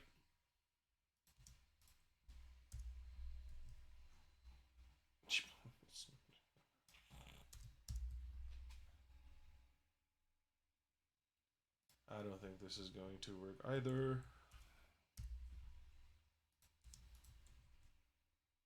See? Fugly.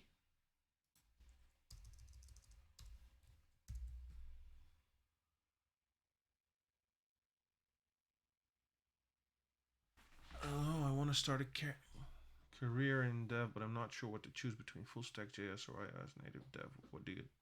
What do I advise you to take? Well, I'll tell you what. I advise you to ask that question not to me. Tooks, let me. We have some new followers. Let me quickly introduce myself to you guys. I am a coding zero. I don't know how to code. As you can see, we're just testing stuff. But I want to learn. In fact, the same as you. I want to start a career in development as well, website engineering, whatever. That's also what I want. I'm a chemist now. I wanted to make a change in my life. I'm learning how to code in this stream. People like you are welcome to join me. People that want to learn it themselves. We can learn together. I'm recording my journey. I'm also putting it on YouTube for people to see it there. Maybe someone needs it. Someone, and maybe I can touch someone with these videos, with these recordings. Maybe they just need this to start off. That's what I'm trying to do right now. Besides zeros joining the stream, we also have heroes joining the stream. Like I said, some very, very, very nice people online right now as well. Arduku and Royal Lisi.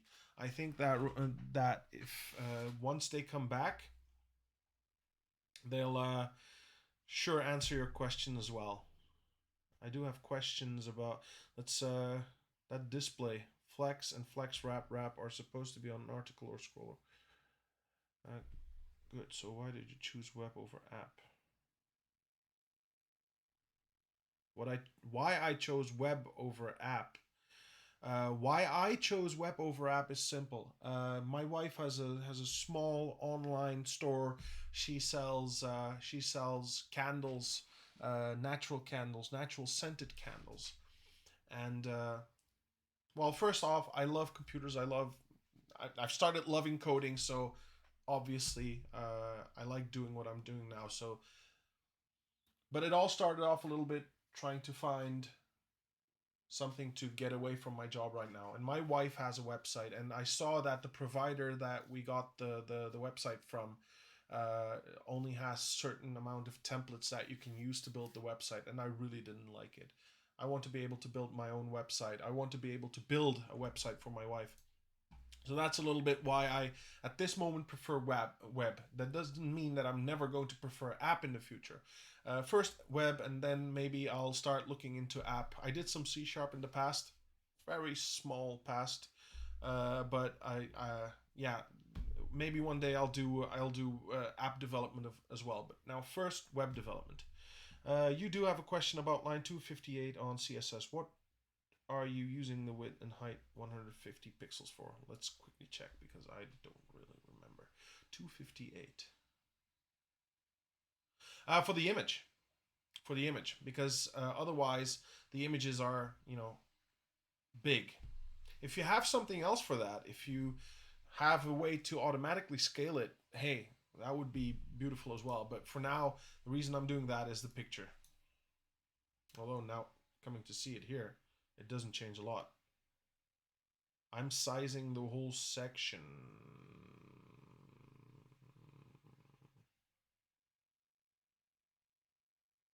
Oh. Oh. Let's okay, let's do that. That may be one of the reasons why it's not working properly. Image. Image. And section 8 image. Okay, now. Alright! Right on! This looks a lot different than what we did a minute ago. Alright, and display flex and flex wrap are supposed to be on article or scroller, which are the parent. That Okay, hold on. Display. Let's just change this back to what it was before. It was flex. And you say flex wrap needs to go. Although, I have to say, if you look at it this way, the thing is working right now. So the flex wrap is somehow working. The only thing that's not really working is alignment of some of these sections.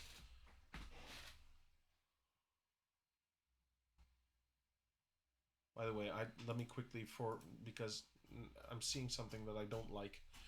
Okay, so hold on. So section 1, forget about it. Section 2. This is section 2. Good. We can get rid of the. Oh no, let's keep it. No, grid left. Yes. And grid right. Section 3 is 3. Section 4 should be 4. Section 5 should be 5 because then we're going to make mistakes if we're not reading it correctly. Section 7 should be section 7. Section 8 should be section 8. Now, if we save it, then once we're looking at it, we can see the right one. Thanks, Isa. Thank you. All right, hold on. Let's go back. That display flex and flex wrap are supposed to be on article or scroller. Flex.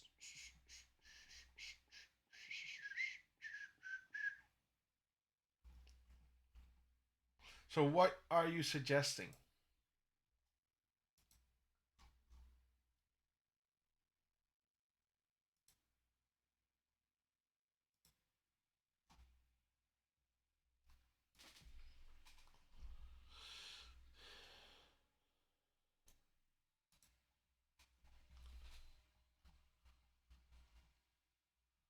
Where's my article, by the way? Do I even have?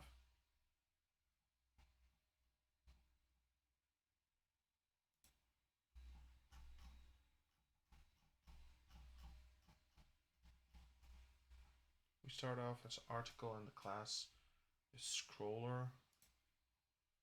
Scroller. So you're saying that we should write display flex and flex wrap here. So it didn't change anything, didn't damage anything at least. That's good. Did I understand that correctly? Or maybe inside scroller section?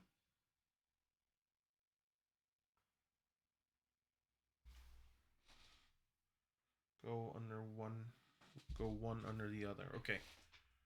Well, it's working though, that's for sure. Plus the snapping is also working, so it snaps. Maybe this picture needs to be brought back to reality, but other than that, let's just check why that picture is doing crazy stuff. Section 1, section 2, the image is here. These still have, okay, hold on. Okay, hold on. Now,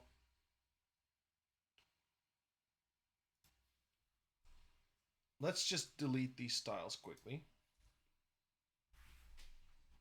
because we already gave it the styles in our CSS.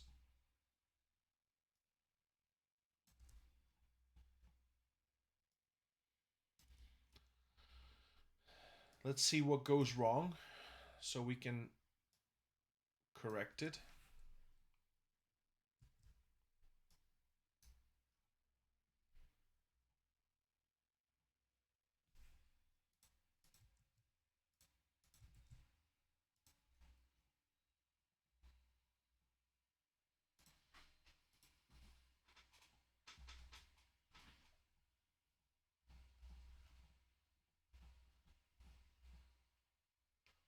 Oh yeah, because we only wrote section 2 image, but Oh, okay, hold on.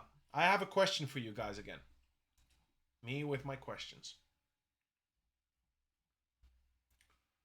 So we did this with the section 2, section 3, section 4, and what we wrote here is hashtag section 2 image, comma, hashtag section 3 image, comma. Now let's go here. We did hashtag section 2 bigger than image, so we pointed it at this image. What would happen if we do this?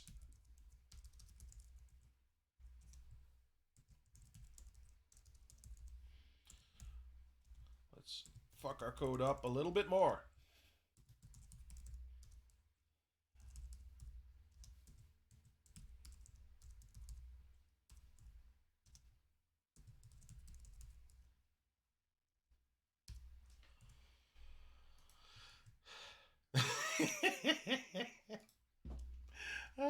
Okay. Image. Image. Image. Image. Well, this is how I'm learning though, because see, this is a mistake you make, and then you learn from this mistake, and you just correct it. And now I know for future reference that I just need to add the image after every section. Yes, you can write everything in one line. Thank you for that information. And you can do this with everything if I understand it correctly. Thank you for that. But you need to really, if you're going to point at the child of that section, you need to also point it in every single section. Also, between an image, it doesn't show. What do you mean it doesn't show? Because it, it, it doesn't change anything, at least.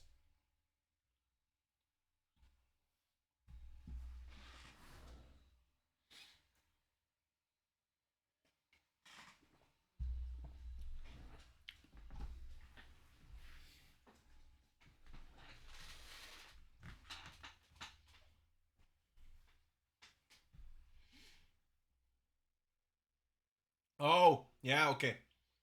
Yeah, but it didn't work, and then we saw that it did work, and so yeah, okay, we don't need to write it.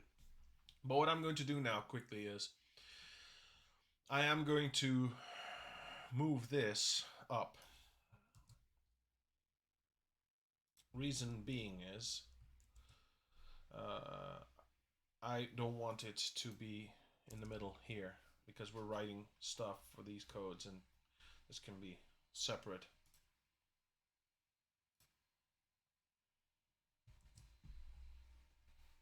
But wait a bit. There's more.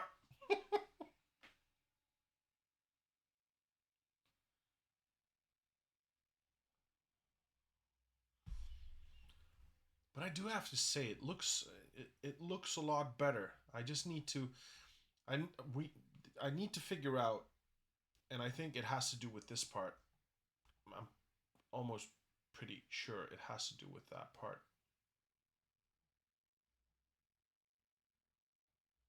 I'm not sure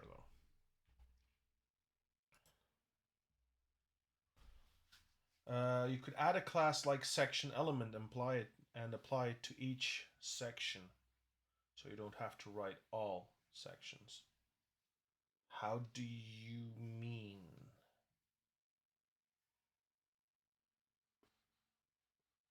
Oh, you. Uh,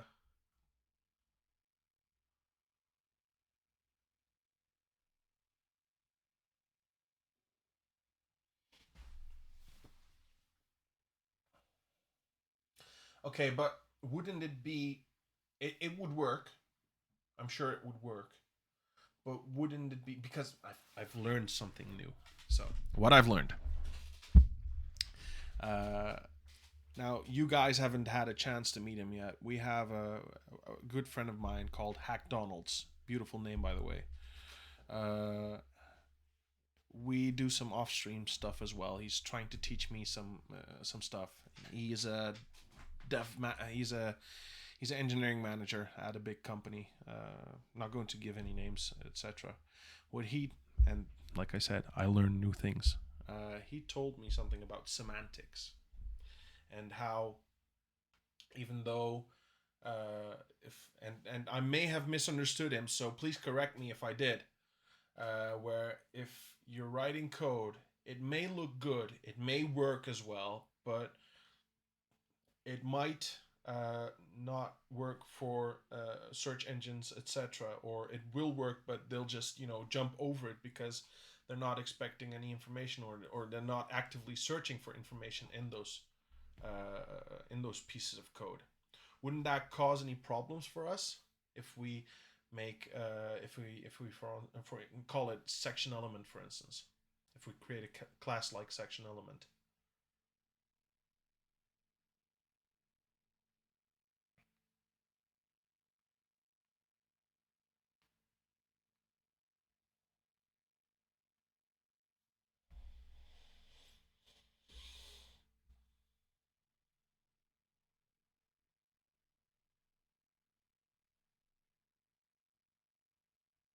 Okay, and let's by the way, did my llama just faceplant? Dalai Lama is sleeping.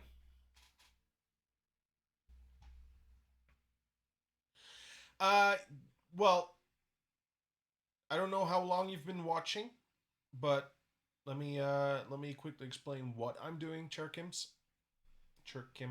HS. Yes, the whole purpose of the layout, etc., is to build a portfolio. It is to make it look like a portfolio website. Uh, but that's for future, so it's not for now. It's just I'm trying to learn some stuff, and I thought, what, let's try something like this, etc. So yes, it looks like a portfolio website, and after that, I started liking it a lot. So I started implementing it on a CV website, so I can build my CV like that again as well. Maybe I'll even, buy a website. What you call it?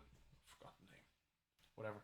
Maybe I'll buy a special website for my own personal thing. Where I can put my CV, write about myself, so if in the future I apply for a job somewhere, I could just say, hey, go see, I don't know, let's just say www.teachmejs.nl, and go see my CV there. You know, so I'm using what I'm learning here as well for building that part. Host and domain name. That was what I was looking for exactly. But yeah, so that's for future. Now it's just learning while doing, and I like doing something like this. I saw it somewhere else. I saw it in a different streamer. He was just showing, well, not streamer, Instagrammer.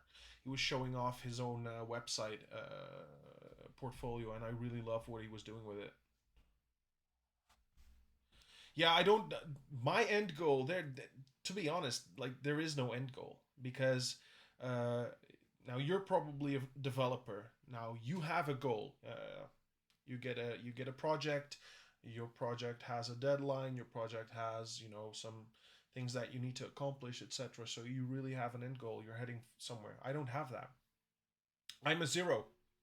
I'm like zero in coding. My end goal is to learn as much as I can. So there is no end goal for me. It's just, as you know, these kinds of things, you're continuously developing yourself. Even if you're a hero in coding, you're not standing still. You're continuously learning new things. Now you're already a dev. I'm a zero. So there's a lot that I need to learn to reach your point, and then it never stops. It will continue. So yeah, I don't have an end goal. My end goal, there is no end goal, but there is a goal. There are many goals. One of the goals is to learn how to code, starting off with HTML, CSS, and JavaScript. Future, I'll go to Python. I'll go to C Sharp. I don't know. Maybe I'll whatchamacallit, the Apple coding platform where you can code apps. Maybe I'll do apps in the future. I don't know. I'm really still shaping. You have to see me like a small child learning what he wants. That's how I am, and I'm thankful for so many people viewing us and helping us out, like really Royalissi and Arduku today. Thank you guys and gals and non-binary pals. I don't know, but thank you for being here. Thank you for helping us out. Thank you for teaching us. So really, all right. So where were we? There are cases where IDs are. Oh, hold on. We need to go a bit up because for image in the way you can have sections. I don't see why classes would. Okay, that was the answer to my question. Would it cause any problems in semantics, etc.? There are cases where IDs are necessary for search engines, but when you add a class and not delete the ID, it wouldn't matter. It's actually good practice to have almost all your CSS based on classes. Thank you for that information. Thank you for that tip. Instead of IDs, host and domain. Yeah, that was that one. Awesome. I would look into Tailwind CSS instead of writing raw CSS, unless you are specifically trying to master raw CSS. What's Tailwind CSS? Like I said, I'm really new into these kind of stuff. Rapidly build modern website without ever leaving your HTML. Okay, so this is writing your styles into your HTML, if I understand it. Is it? No, it's writing classes here. Talking about classes like flex, PT. This looks beautiful, by the way, how it's doing it. Oh, it's really code. You can like really go and copy the code. In fact, stop. I like this. Let's copy this code. uh,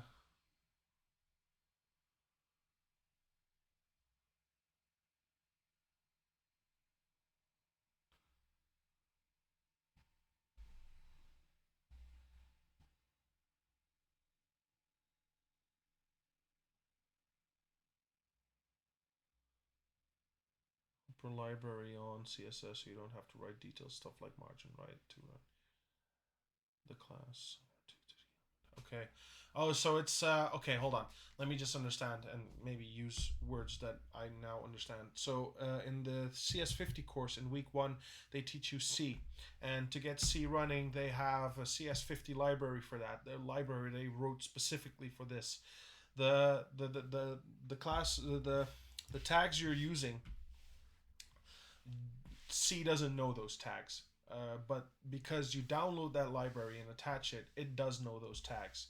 So that's practically what you're talking about. This is the same. It's a library which you can use directly, certain tags it has, and you don't need to write anything. It just does it for you. It's okay. I think I think I understood what you're talking about.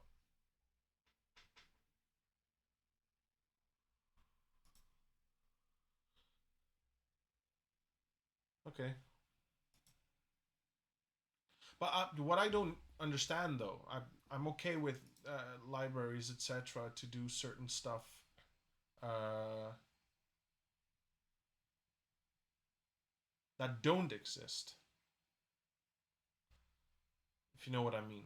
Doing stuff that don't exist, if you manage to write a library to make it exist, I'm okay with that. But uh, does it really help changing stuff that already exists to change into, I don't know, here? I don't know if I managed, if I could explain myself. Like maybe I'm a little bit of a raw guy. Let's I think I like to do things the way they are originally. But of course, any extras, any extra functionalities that don't exist in raw CSS, if if you can add on the original. So think about it as a vanilla game. Like you don't need to rewrite GTA 5. Vanilla, it's nice, but you can add certain things that GTA 5 doesn't have. That's practically how I see things. Like add lighting, add better textures, GTA 5 has shitty textures, but you know, adding them, I'm okay with that. But what I am going to do though, I am going to add this to my resources. Resources, yeah. Done. Maybe in the future. Yeah, I'm sure it's faster. I don't know, but I added to my resources. I'm going to look a bit more into it. I promise. By the way, now to go back to the code, what I do have to say though, now even in the big website, I did left and right, left and right, left and right. All right, so that was how I wanted it to be. Good. I am okay though with having them all underneath each other in the phone version or in the smaller page version. In fact, let's go to the phone. Let's check out what it does there. So this doesn't look nice yet, but I think that's because we've been writing our code for this size. If we start changing it for the smaller sizes, it will look better as well. Yeah, exactly. That's what I'm thinking now because I'm okay with the fact that in the smaller screen they're underneath each other. Yeah, I'd like to have that. Now the only thing that we need to check is all of these are underneath each other. Why is section 3 not doing normal? Like it's why do you have to be special? Let's check that out. So we were writing here.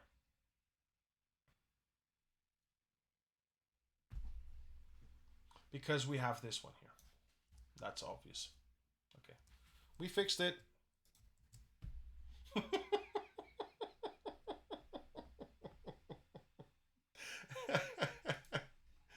Yeah, we fixed it. It was a very hard fix. You know, if I would be working for someone, I'd be charging them $250 now for this fix. So,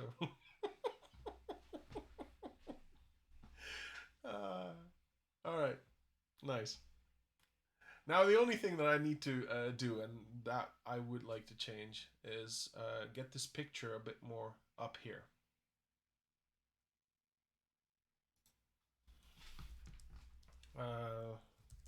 Let's just look if this will do anything. Or, hold on, margin, top, 20 pixels. Nope. 10 pixels? Nope. It probably was cached, so after you do some editing, use control. Okay. Hold on. Control R. Where? In here?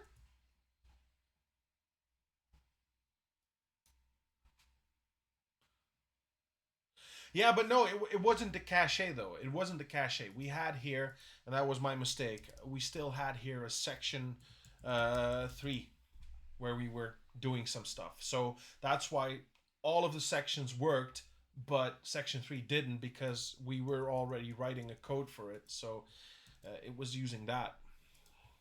But we'll do this on the website as well. We'll do those kind of things, so don't worry. If you have more tips like that, Control Shift R, Control S, like it's the most basic. It's one of the most basic key bindings. We use it in Windows, Excel. I work with Excel almost every day, and Control S is a key binding that I know of, but I never fucking used it. And now when I started doing this stuff, now I really understand what Control S is.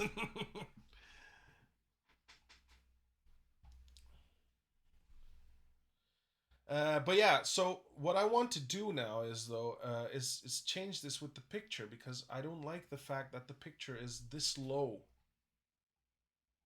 I want to bring it a bit more up.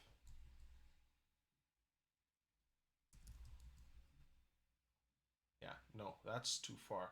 But this help. This does help.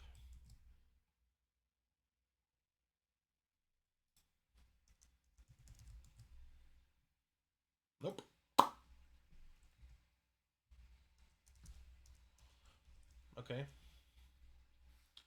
Let's just delete this quickly. Let's bring it to the original version.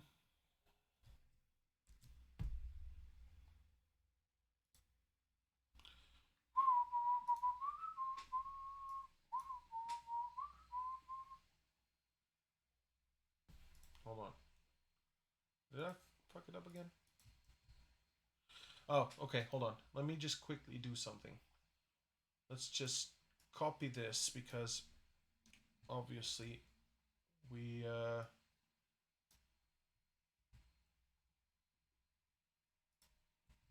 the page is getting smaller when we open this. Yeah, okay.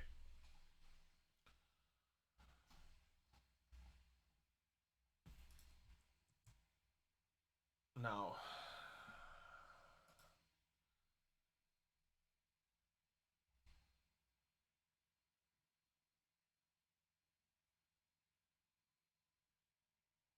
it's taking the margins of this one.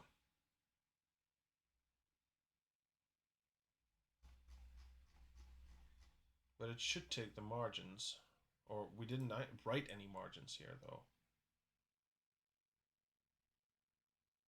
Yeah, I did. And because of the margins, it's showing this whole block, but I pressed the picture. And then I'm okay with the border radius, but we need to write over the margins. Hold on. Yeah, let's just do this quickly. But I don't want to write this. I want to do something else. Hold on. Let's make this 200 pixel and save it. But I want to copy this and put it here as well. Okay, so now it's slowly going where we want it.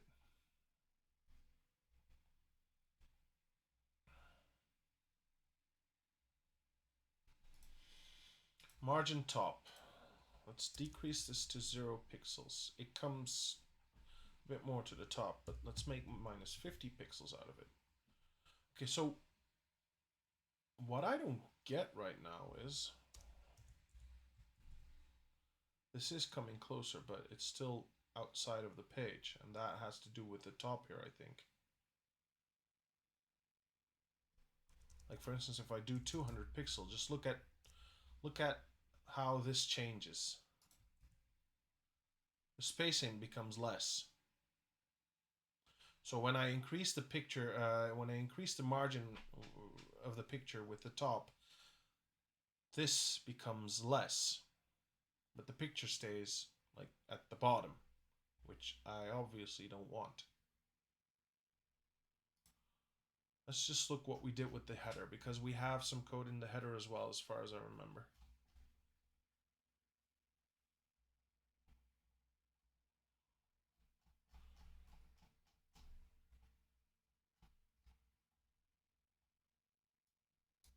Let me quickly do this. Section, where are we? Are we section 2? Yes, we are. Now I'm going to remove these block quotes because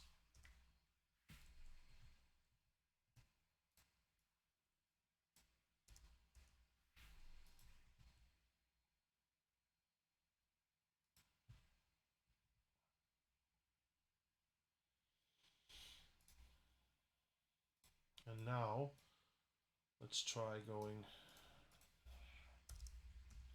minus 50 pixels. It's doing the same.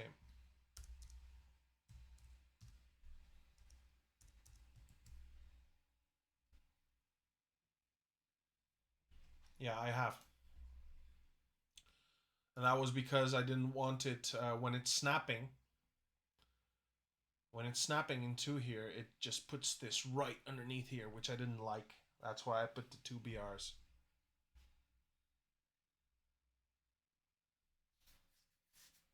Yeah, because that one is already at the top.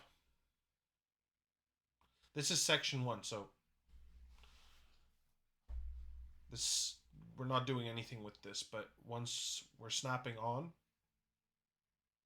You know, it looked really bad when these were like at the top right underneath the menu bar. Like for instance, let's change that. Let me show you what I'm trying to say. When you save it, this is how it looks. And I don't want this. I don't like this. It needs to be a little bit, you know, needs to look a little bit better. You can use margin. I did think about that. I did think about that. Let's try that again. Let's try that. Section 2. Margin top. Let's do 20 pixels. And then let's remove the burrs. Burr, burr, burr, burr. Burr, burr, burr, burr.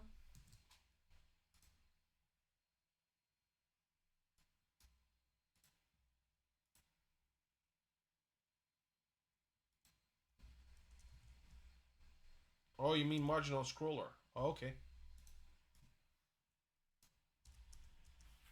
Let's save this. Go down, go down, go down to the scrollers.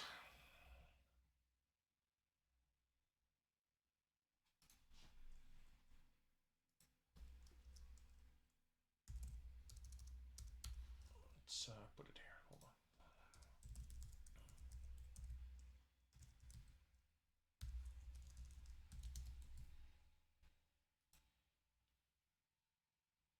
on. All right. Yeah, okay.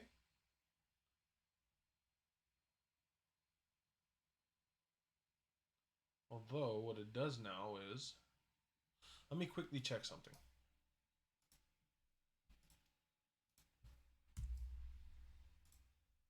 Oh, let's save this first. Let's add our burst.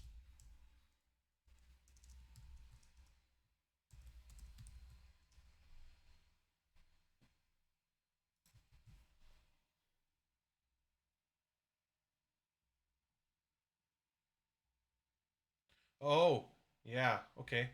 We can delete the burrs in a second. Let me quickly check something. Save. Yeah.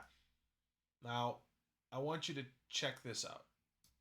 We're snapped onto section 2, okay? So now it's snapped onto section 2. I want you to check, like there's a small, it's not now, but I'll show you when it does.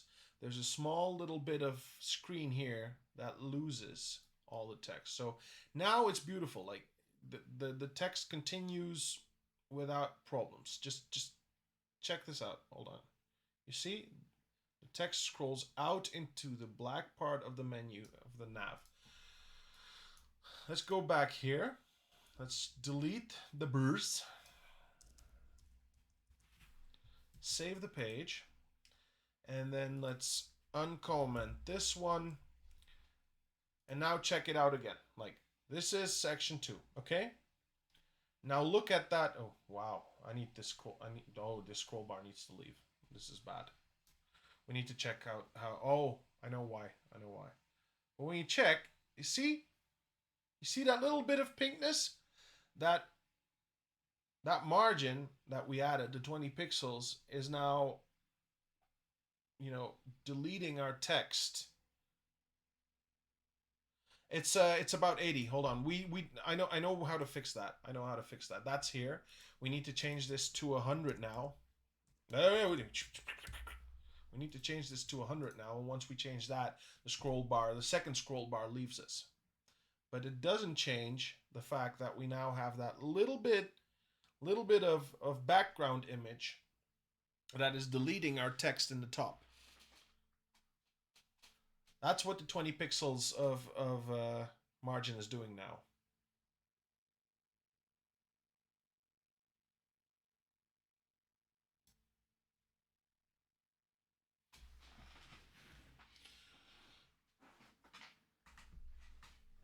See, this is what I'm talking about. But when you just, you know, you try to add padding top it to the section. Okay, hold on. Let's do that. So hold on. If I do this, and then to the section, add padding top 80 pixel. I wonder what it does.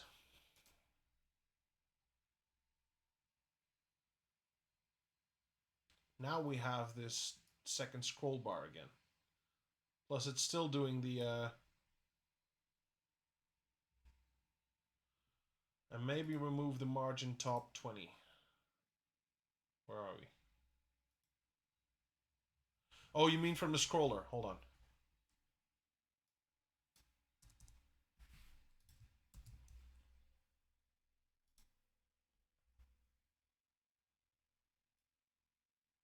Okay, so that's gone. Oh, our double scroll bar is also gone. Okay, I like this. I like this. This works for me.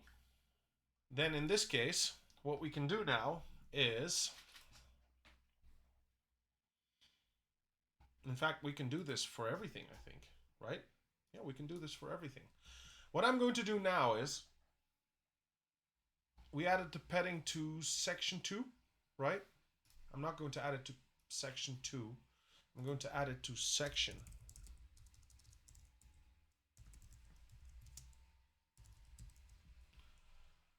And then remove the one from section 2.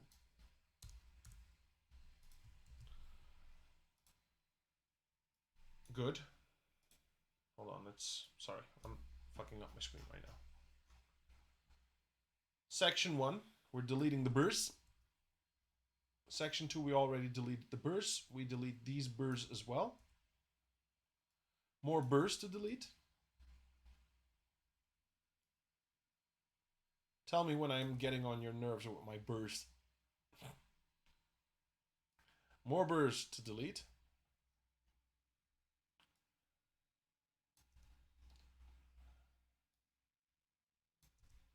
And more. And more. And that, ladies and gentlemen, should be it. Control S. Could be smaller. Yeah, we can change that in a minute. You can find replace with. You can find replace.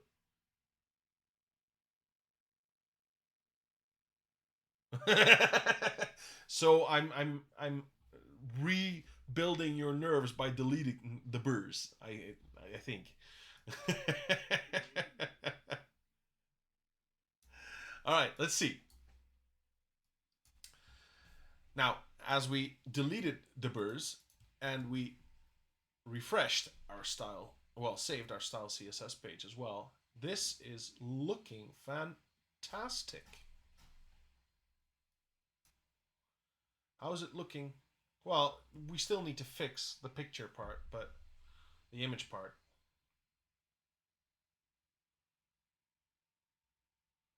And maybe changed how the background image loads as well. It needs to be a little bit in the middle.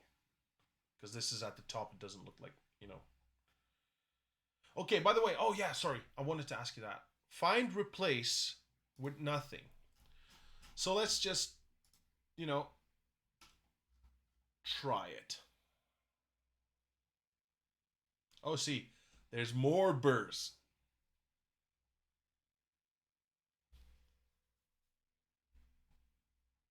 But I put that one on purpose so, you know, it gives this burr here. But we're going to test it. Find burr. And then how do you replace it with nothing?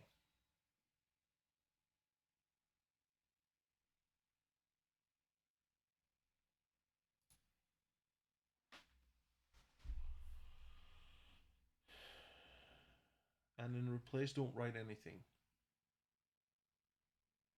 Where's the replace though?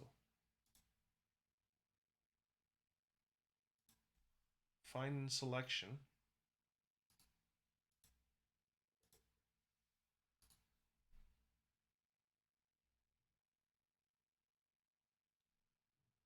The arrow before the input.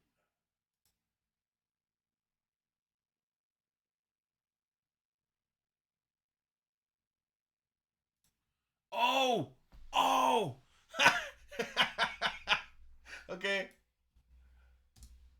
No. Yeah. It. Oh, darn! It worked. Hey, thanks. Another day, another something learning.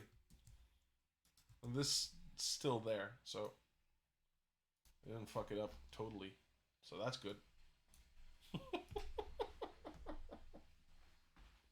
I've learned something else. You can also Control H to open straight to find and replace. Control H. Oh, beautiful. So if I do Control F though, it stays. Yeah, okay. All right. All right. All right. Thanks. Thanks for the tips. I'm learning stuff. It's one of those streams again. By the way, I normally do a stream of 2 hours, but I really love doing this now with you guys. So you're not hearing me complain.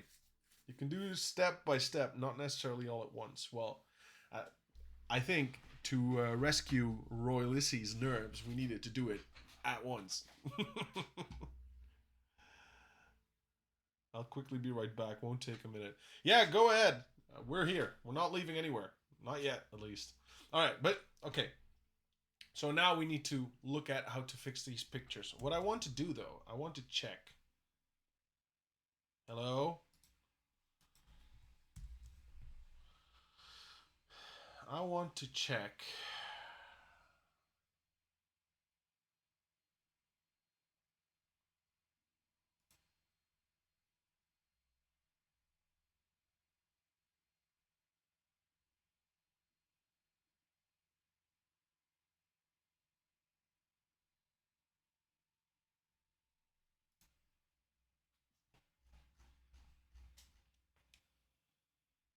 Section. Okay, I'm going to try this. Gawai SRC, thank you for the follow. Welcome. Please join us. I'm learning new stuff today. Literally, people are teaching me how to JS. Well, no, not JS, but HTML and CSS. So the days will come where people will try to teach me JavaScript as well. By the way, I've also learned that saying Java to JavaScript is like cringe, because JavaScript isn't Java, and Java is a dead language. Well, it's not a dead language, but it's not the same as JavaScript. At least let's put it like that. Am I right? You guys don't like that? Yeah, I believe it would be a slap, but okay. Let's look at the pictures though, because I need this one to also be fixed. What I'm going to do, I'm going to remove the margin here. Let's make it 0 pixel just to see what it does. Close this. Yeah, I don't like it in the web page. Oh, darn. Okay. No, put that back. Let's see what it does. Okay, that's good. We're not here. We have to be down here in this one. Margin top, 0 pixel. Okay, so when we do this, it just keeps doing, it's splitting these up. So I don't want that. I don't want it to split the text like this. Can we just position it like we did here? Hold on, where did I do it? I did it somewhere.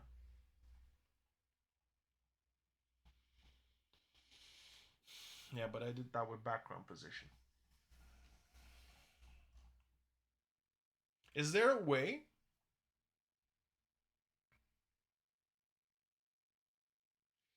I would say it has a simple fix as well. Maybe if we stop with the display flex? Like, I don't know. Let's just...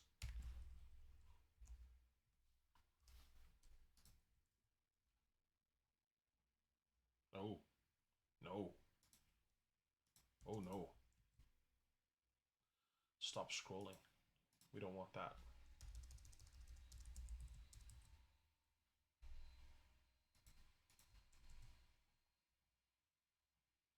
There it is. Isn't it?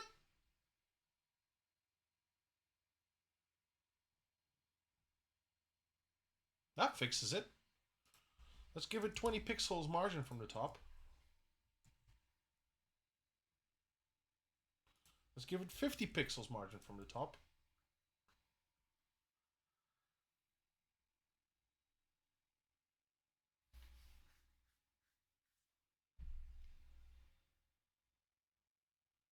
You don't know if that display...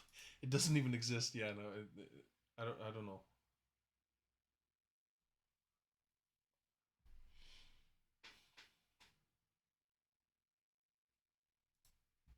Let's just hold on. Let's see what it does if we do this. Yeah. Yeah, okay.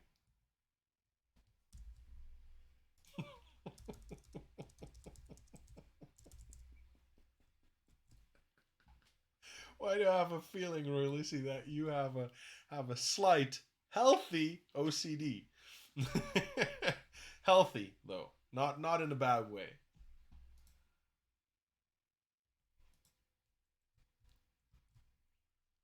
But now my question is, what's happening?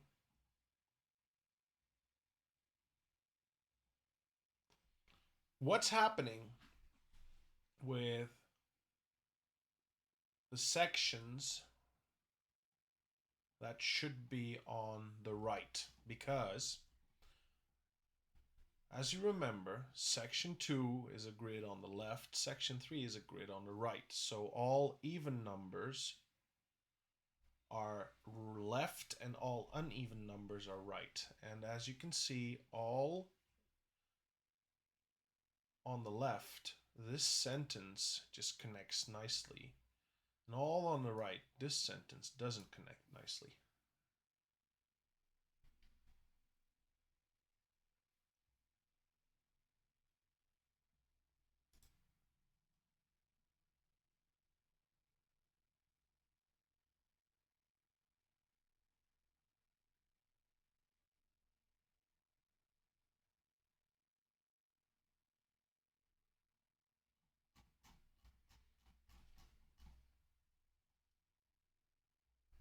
Okay, what will happen if we just, goodbye this one?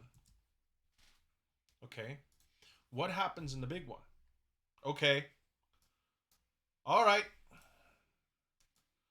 That's an easy fix. Thank you. Goodbye to you too. Goodbye to you too.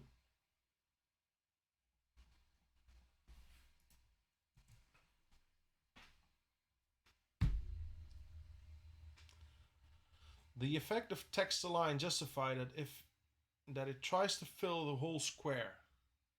Oh, I know what that was.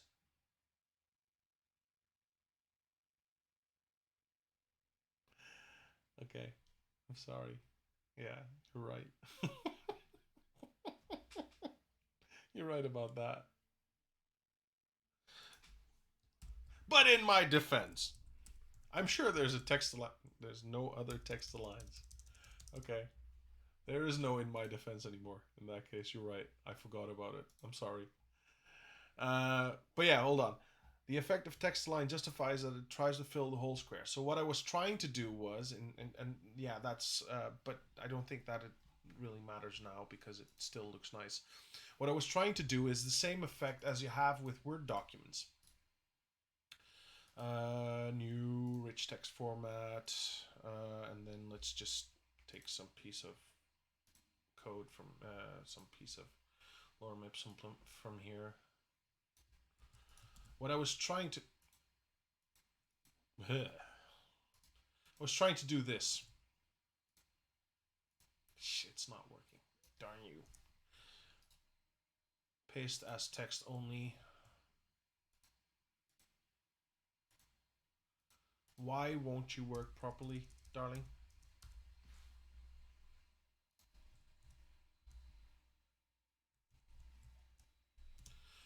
Like, this was what I was trying to achieve, you know?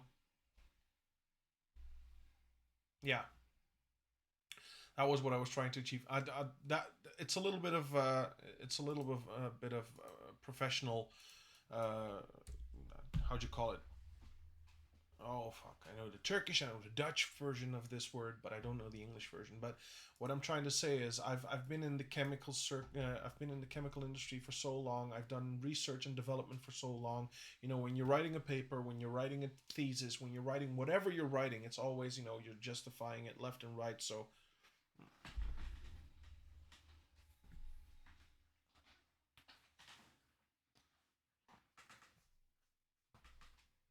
that's a little bit of that's what stuck with me. But okay, at least now it's starting to look as I wanted. I maybe the pictures we can make them a little bit bigger, because now when I'm looking at this way, although hold on, let's just before we start doing stuff, let's just go to the iPhone. Oh yeah, oh darn you. I remember because we did all these changes for minimum 768 to 991 and 992 to 1199. Although I could, yeah, but this is for tablets. Okay, never mind. We also need to change it for the small screen phones. Alternate left and right.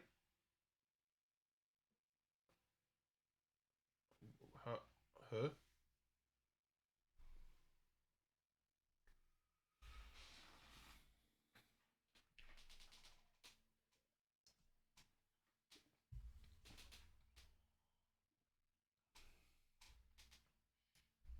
Sorry, quickly.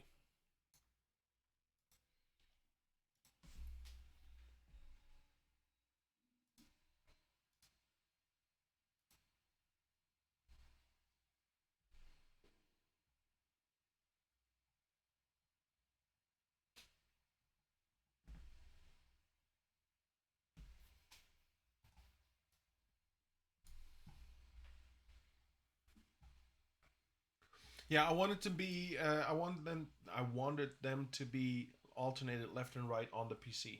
So this way. And how we achieve that right now was by giving them, positions and aligning them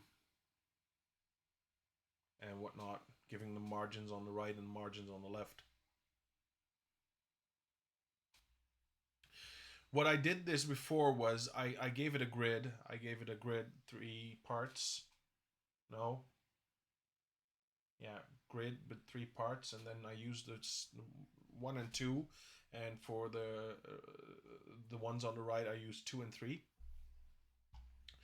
But now I took that away because this works a little bit better than that one. It was easier to manipulate. Let me put it like that. This is easier to manipulate than the other version that I was doing before.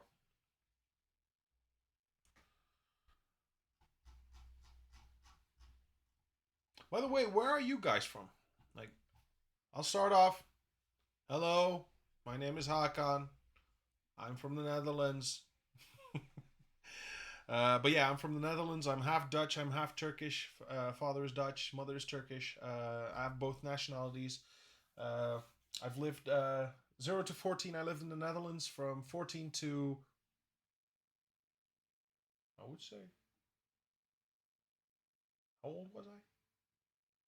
31. From 14 to 31, 30, 31, whatever. I lived in Turkey.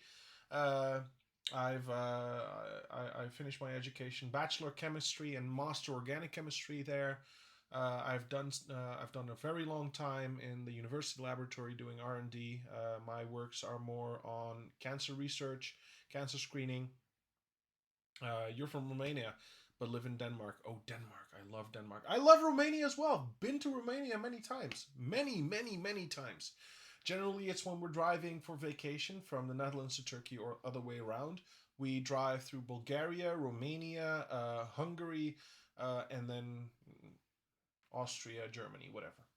But yeah, Romania and Bulgaria, I've been many times too. I really love both countries.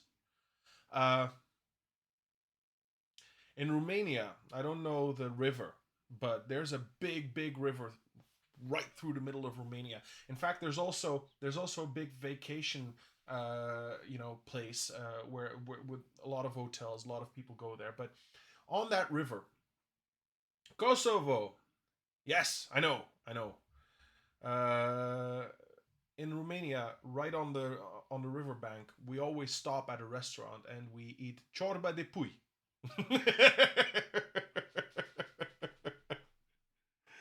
Hey, I love the roads though. Let's be honest. I've been to Greece, I've been to Italy, I've been to Switzerland, Austria, Romania, Bulgaria, Kosovo as well.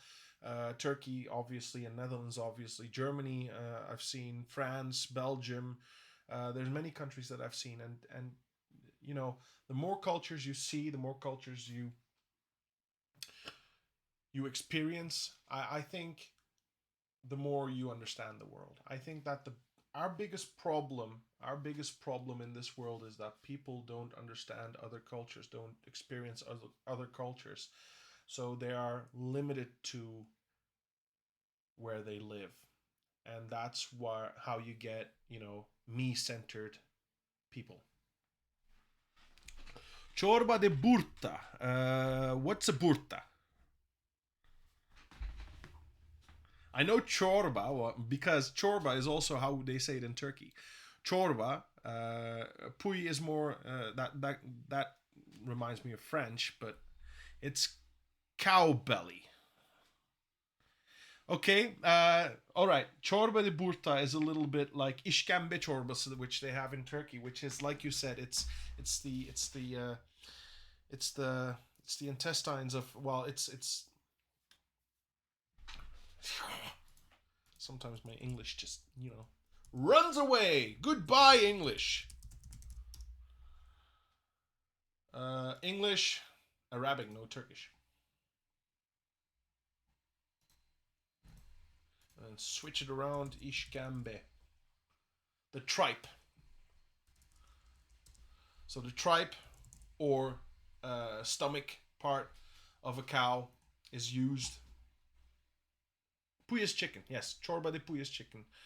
And I don't know how you call pig, but we also sometimes when we're there çorba de pork. I think I'm not sure, but we said çorba de pork, and people understood. But yeah, so what they do with işkembe çorbası, it's a tripe of a cow, and they like make it smaller pieces, and they make a soup with some yogurt in it, because the yogurt it creates a different taste profile.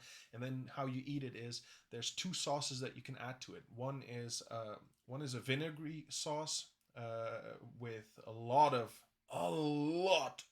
garlic in it, and a lemon juice. So it's two juices, two sauces, which you just add to it, and it's mamma mia. But yeah, so that's what they eat in Turkey. So I think maybe the cow belly is something like that, probably. As for Kosovo, you came here and you didn't meet me. How dare you? I'm sorry. Kosovo though. Let me quickly check. I know I'm not sure, but uh,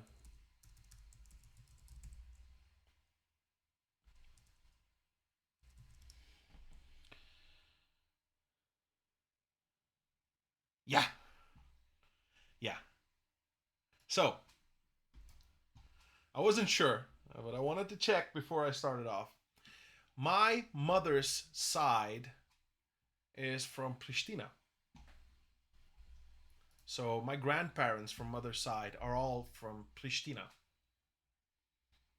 So yeah, I'm happy to see people from Kosovo and Romania in my chat right now. So I don't know. For me, I and don't misunderstand me. I'm not trying to implicate anything of the past or anything. But for me, the borders, uh, the borders of there, well, nice to hear. For me, the borders of all those countries, Turkey, Greece, Bulgaria, Romania, Kosovo, whatever, all those borders, I think they are, for me, they should not exist. For me, they should not exist. I think, of course, we are not exactly the same, but when I see people from Romania, when I see people from Bulgaria, and I've met many of you, uh, there's there's such big overlap. There's such big overlap in culture and stuff. Uh, Even Greece and Turkey. I don't really understand why they're fighting. I don't really understand why they're fighting. I think it's extremely wrong that they are fighting because there's Izmir, where I'm from, Izmir, or where how other people know Smyrna. Smyrna is one of the bigger cities where there's a great Greek population, and yes, now they're Turkish, but their ancestors come from the Greek islands. Like, in fact, I'll tell you, Izmir. There's a lot of Albanese people that live in Izmir. There's a lot of Greek people that live in Izmir. Izmir is not a Turkish city if you think about it, because all the people, their ancestors, come from Balkan countries. They come from Greece. They come from that region. And when you look at it, we're similar. We're the same. Why are we fucking fighting? When I go to Romania, they have ciorba de pui. Ciorba de pui, the way you guys make it, it's the same as we make it. Tavuk suyu çorba. Turkish is, for me, it's a language, but I'm not. Yeah, Matt. Yeah. Antikalim, by the way, let me quickly shout out to him as well. I don't know if you guys. I'm not. Whatever. Shout out Antikalim. I don't know if you guys. Oh, come on. I've been having trouble with my shout out today. Antikalim is also a streamer. He streams in Turkish. So I want to say that in the beginning. He streams in Turkish. He does mostly games, etc. But if you have your time, please go visit him. Follow him, even if you're not going to watch him because of the language barrier. Still, give him a follow because follow subs, raids, etc. These things are very important in Twitch. Every follow we get, every sub we get, every raid we get, uh, it makes us, it makes us reach more people every time. The all the algorithms also make us go, further. So even if you're not going to watch him, please do follow him. It will help him out. It will help me out. In fact, today when you rated me, that helped me out. That put me, a bit more front in. Hey, maybe you know this guy. See, people are following me. Thank you, Lafane, for following me. So that's why I would say please always follow someone. You can always, put the notifications out. You don't need to get the notifications, but every follow means a lot for us. That's algorithm side. Now let's go to the psychological side. It really means a lot for us, every follow we get. So every time I get an email saying, this person followed you, it makes me happy. So thank you for following. But yeah, so that's why I was saying all the borders. Fuck the borders. In fact, there's two types of people. I think there's two types of people. There's Star Wars people, and there's Star Trek people. I'm a Star Trek person, and I'll tell you why I love Star Trek a lot. Star Trek did something which a lot of shows and programs didn't do. It smashed all borders. It smashed the borders of cultures. It smashed the borders of color, of everything. You saw in Star Trek, you saw Caucasian people, you saw people of an Eastern background, you saw people of a colored background, you saw people from everywhere. Oh, Stargate. Oh, don't start. No, no, no. I won't get upset with you. I love Stargate. Oh, I really love Stargate. T-ike. T-ike. But yeah, but I'm a Star Trek person on that part because it just, smashes all borders. It broke a lot of the negativity in the showbiz. You had Uhuru, you had you name them all. And Star Trek, if you know, Earth, there's no borders. There's no poverty. There's no money. There's no borders. Everyone works together. And I really hope one day we will reach that. I really do hope one day we will reach that. You know what? Fuck this. I'm going over to the just chatting screen to just chat with you guys.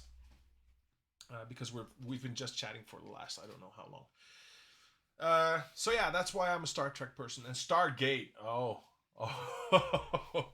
I really love Stargate as well. So I have to say, I don't know how I started off with Stargate. Someday, I think I was very small and it was on German TV. We watched German TV in Turkey because we didn't have Dutch TV there, and how were those guys called again? Hold on, let me quickly grab my browser here. Stargate SG1. Jack O'Neill, Samantha Carter, Daniel Jackson, Tiag, George Hammond, the general. Uh, Beautiful. It was just beautiful. And there's chatter that a new Stargate is on. Oh, please do.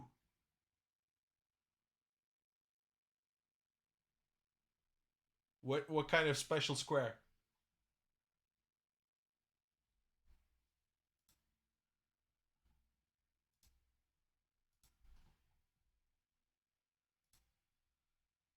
But yeah, so then came Stargate Universe, Stargate Atlantis. Atlantis was also beautiful. I really loved Atlantis as well. In fact, sometimes I'm even thinking, hey, why?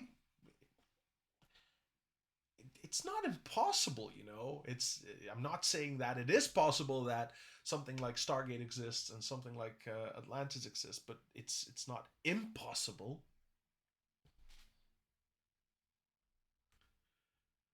Yeah, no, during oh yeah, sorry. I need to still arrange how the chat works. I've had a problem with that, and even though I have to say when I don't know if I can share my screen right now with you guys. Well, I'm already sharing my screen with you guys.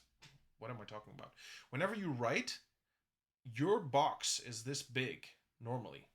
So I made the box this big, but somehow it's still writing it like this long. I don't know why.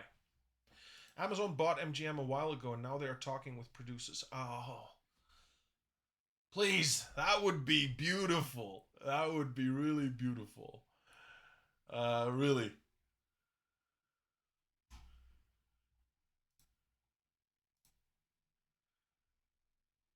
I'd be very happy. But what would also make me very happy, and I've been happy for a while now with Star Trek. Let's quickly jump back to Trek. Picard. My favorite generation is the Stargate Next Generation with NCC 1701D, Captain Picard and his crew. So I was extremely happy when Picard came out. I'm Captain Jean-Luc Picard of the whatever. But I really love Picard, and I was so happy that Amazon picked it up. So Amazon, for me, has a very great track record right now, like very great, and I really do hope uh, that they will. Let's change our category as well now because we're doing just chatting right now. So I really do hope that Amazon picks this up. But you know what I would really love to see, and I think MGM and all those guys really messed up there. Universe, Stargate Universe. It's one of those things that I still hate a lot of people about because, uh, Yeah, season 2 of Picard wasn't that good, but I'd love to see something. I'd love to see the continuation of TNG. Okay, so I'd love to see TNG continue. I know these people are old, but somewhere we need to get 1701D back. We need to get 1701D back. But for Stargate Universe, I really hate how they stopped it. They stopped it in such a way that they really paused it, leaving a chance open for future for future, but they never picked it up. They need to pick it up before people are getting too old or people die. Because let's be honest, all those people they are. Hey, Codelex, welcome. Thank you for the follow. Uh, but yeah, they need to. People have been dying left and right. They need to start universe up and finish that before people are getting too old. Before you start seeing the wrinkly faces on the people that were young in the first few seasons. No, they didn't expect to stop there. What they went into cryogenic sleep. So cryogenic sleep is movie language for "we'll be back." It's language for "we'll be back." You know, the only thing I'd expect is that I forgot his name to die. Yes, he will die because he was in the cryogenic chamber. He's commanding the ship. In the meanwhile, he'll probably die. They'll probably remove him. But the rest they need to return. It shouldn't stop there.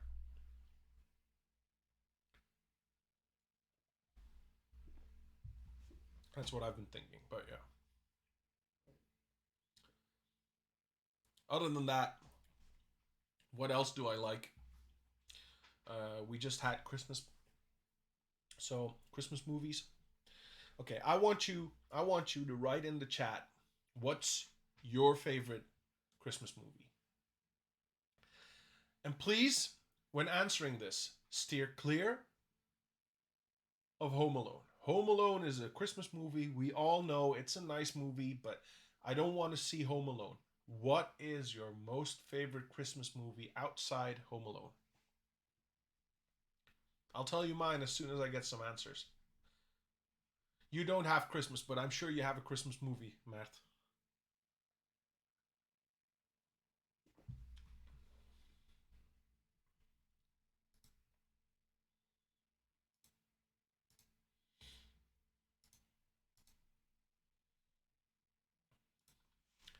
I'll tell you what my favorite Christmas movie is.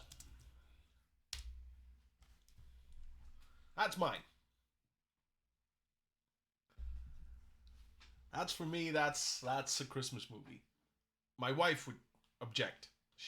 That's not. Yeah, that's a Christmas movie. Trust me, that's a Christmas movie. Yeah, exactly. Every Christmas they show Home Alone on the TV, and at some point it just it's not fun anymore.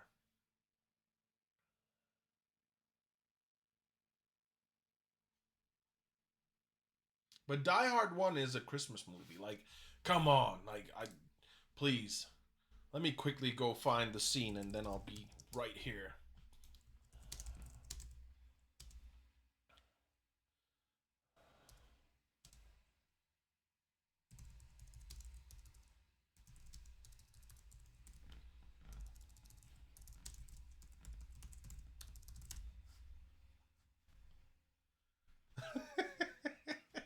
Like, come on.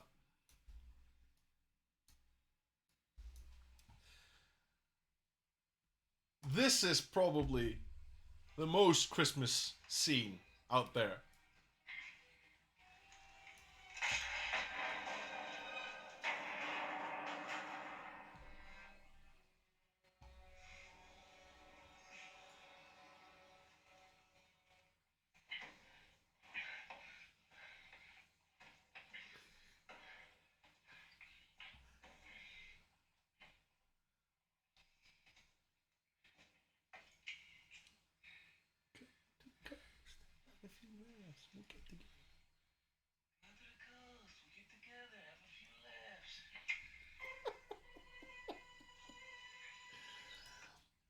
I don't know, but 1, but also 2, by the way.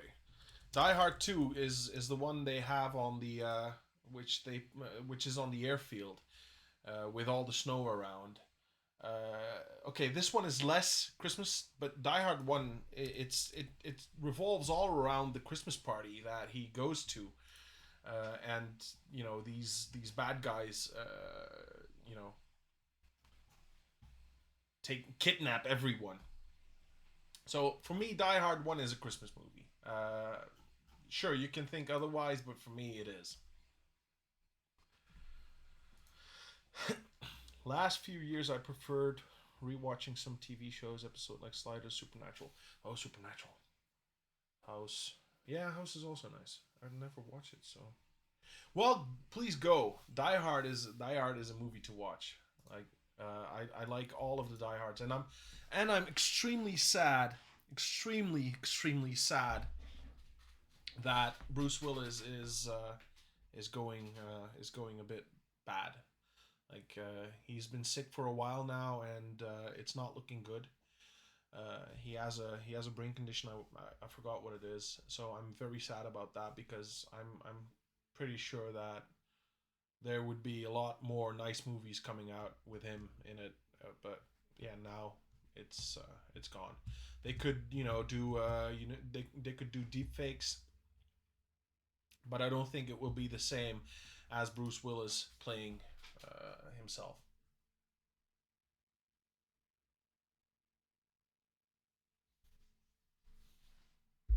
You mean as in sound? So if you're going back to my first streams, uh, the microphone was a bit off. There's many reasons for that. I increased the gain to make my sound come out, but then, hi MB dealer, welcome. Thank you for the follow. But then I started to see that I had a lot of pops, and sometimes my microphone would go bad, the sound would go off, and then I found some nice settings, and so now it works. At least I think it works. But if the volume is a bit too low, please do say I can increase it. In fact, I'd love to hear back from you if you think that my voice is not hard enough, if it's not if you don't hear it well enough. I can increase my microphone, the gain and whatnot.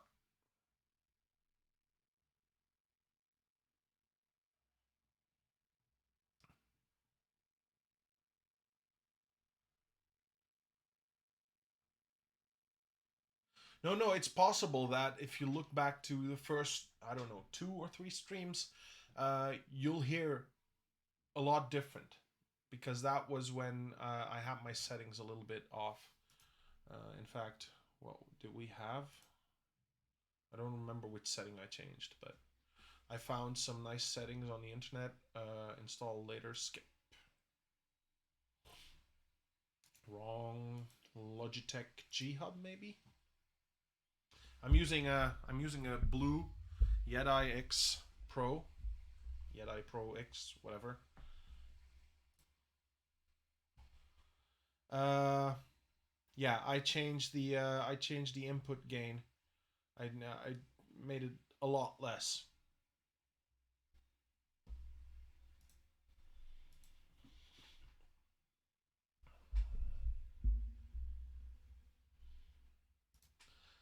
All right, you know what? This is this has been a nice stream, but I think we need to make place for other streamers. Not that us being here changes anything for other people, but it would be nice to give other people a chance as well. I'm going to shut down our Doku help.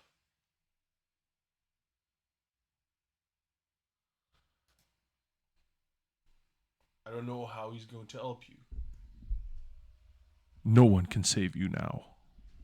Ow, my finger. But so, I'm going to shut the stream off. It's been 3 hours. Normally I do a 2 hour stream, but I've been having so much fun. Thank you for you guys for being here, for helping me out, for joining my stream. It made a lot more fun. It made the stream a lot more fun and made me go further and further. So thank you for being here today. Uh, Thank you, Mert. So what we're going to do now is, and like I said before, every follow counts. So we're going to raid someone. I'll tell you who it is. It's my brother. It's my little brother. He's also streaming. He's more game. So don't expect any coding from him. He is an engineer though. He is a mechanical engineer. He's done armored vehicles for a long time, so he's very well in ballistics. In fact, he's better in terminal ballistics. For people that don't know, you have three different types of ballistics. You have the ballistics exiting the weapon, you have the ballistics in the air traveling, but you also have terminal ballistics, which is the effect the ballistic element has on the armor. And he's a terminal ballistics guy. During his stream, he plays a lot of War Thunder. I don't know if he's playing. No, he's playing Call of Duty Warzone right now. But normally he plays a lot of War Thunder, and during the game, he sometimes also adds some engineering information to it, like this is impossible. I'm using a high explosive anti-tank shell. This should penetrate him or kill him or whatnot. Yeah, he's playing bullshit games right now, but whatever. We're going to raid him. Please do follow him. Yeah, like I said, you may not like his content. Sure, I'm okay with that. You don't need to like everything, but every follow counts. I'd be happy for if you could give him a follow and just help him out. Thank you for being here today. Just stick around a few more minutes while we raid him.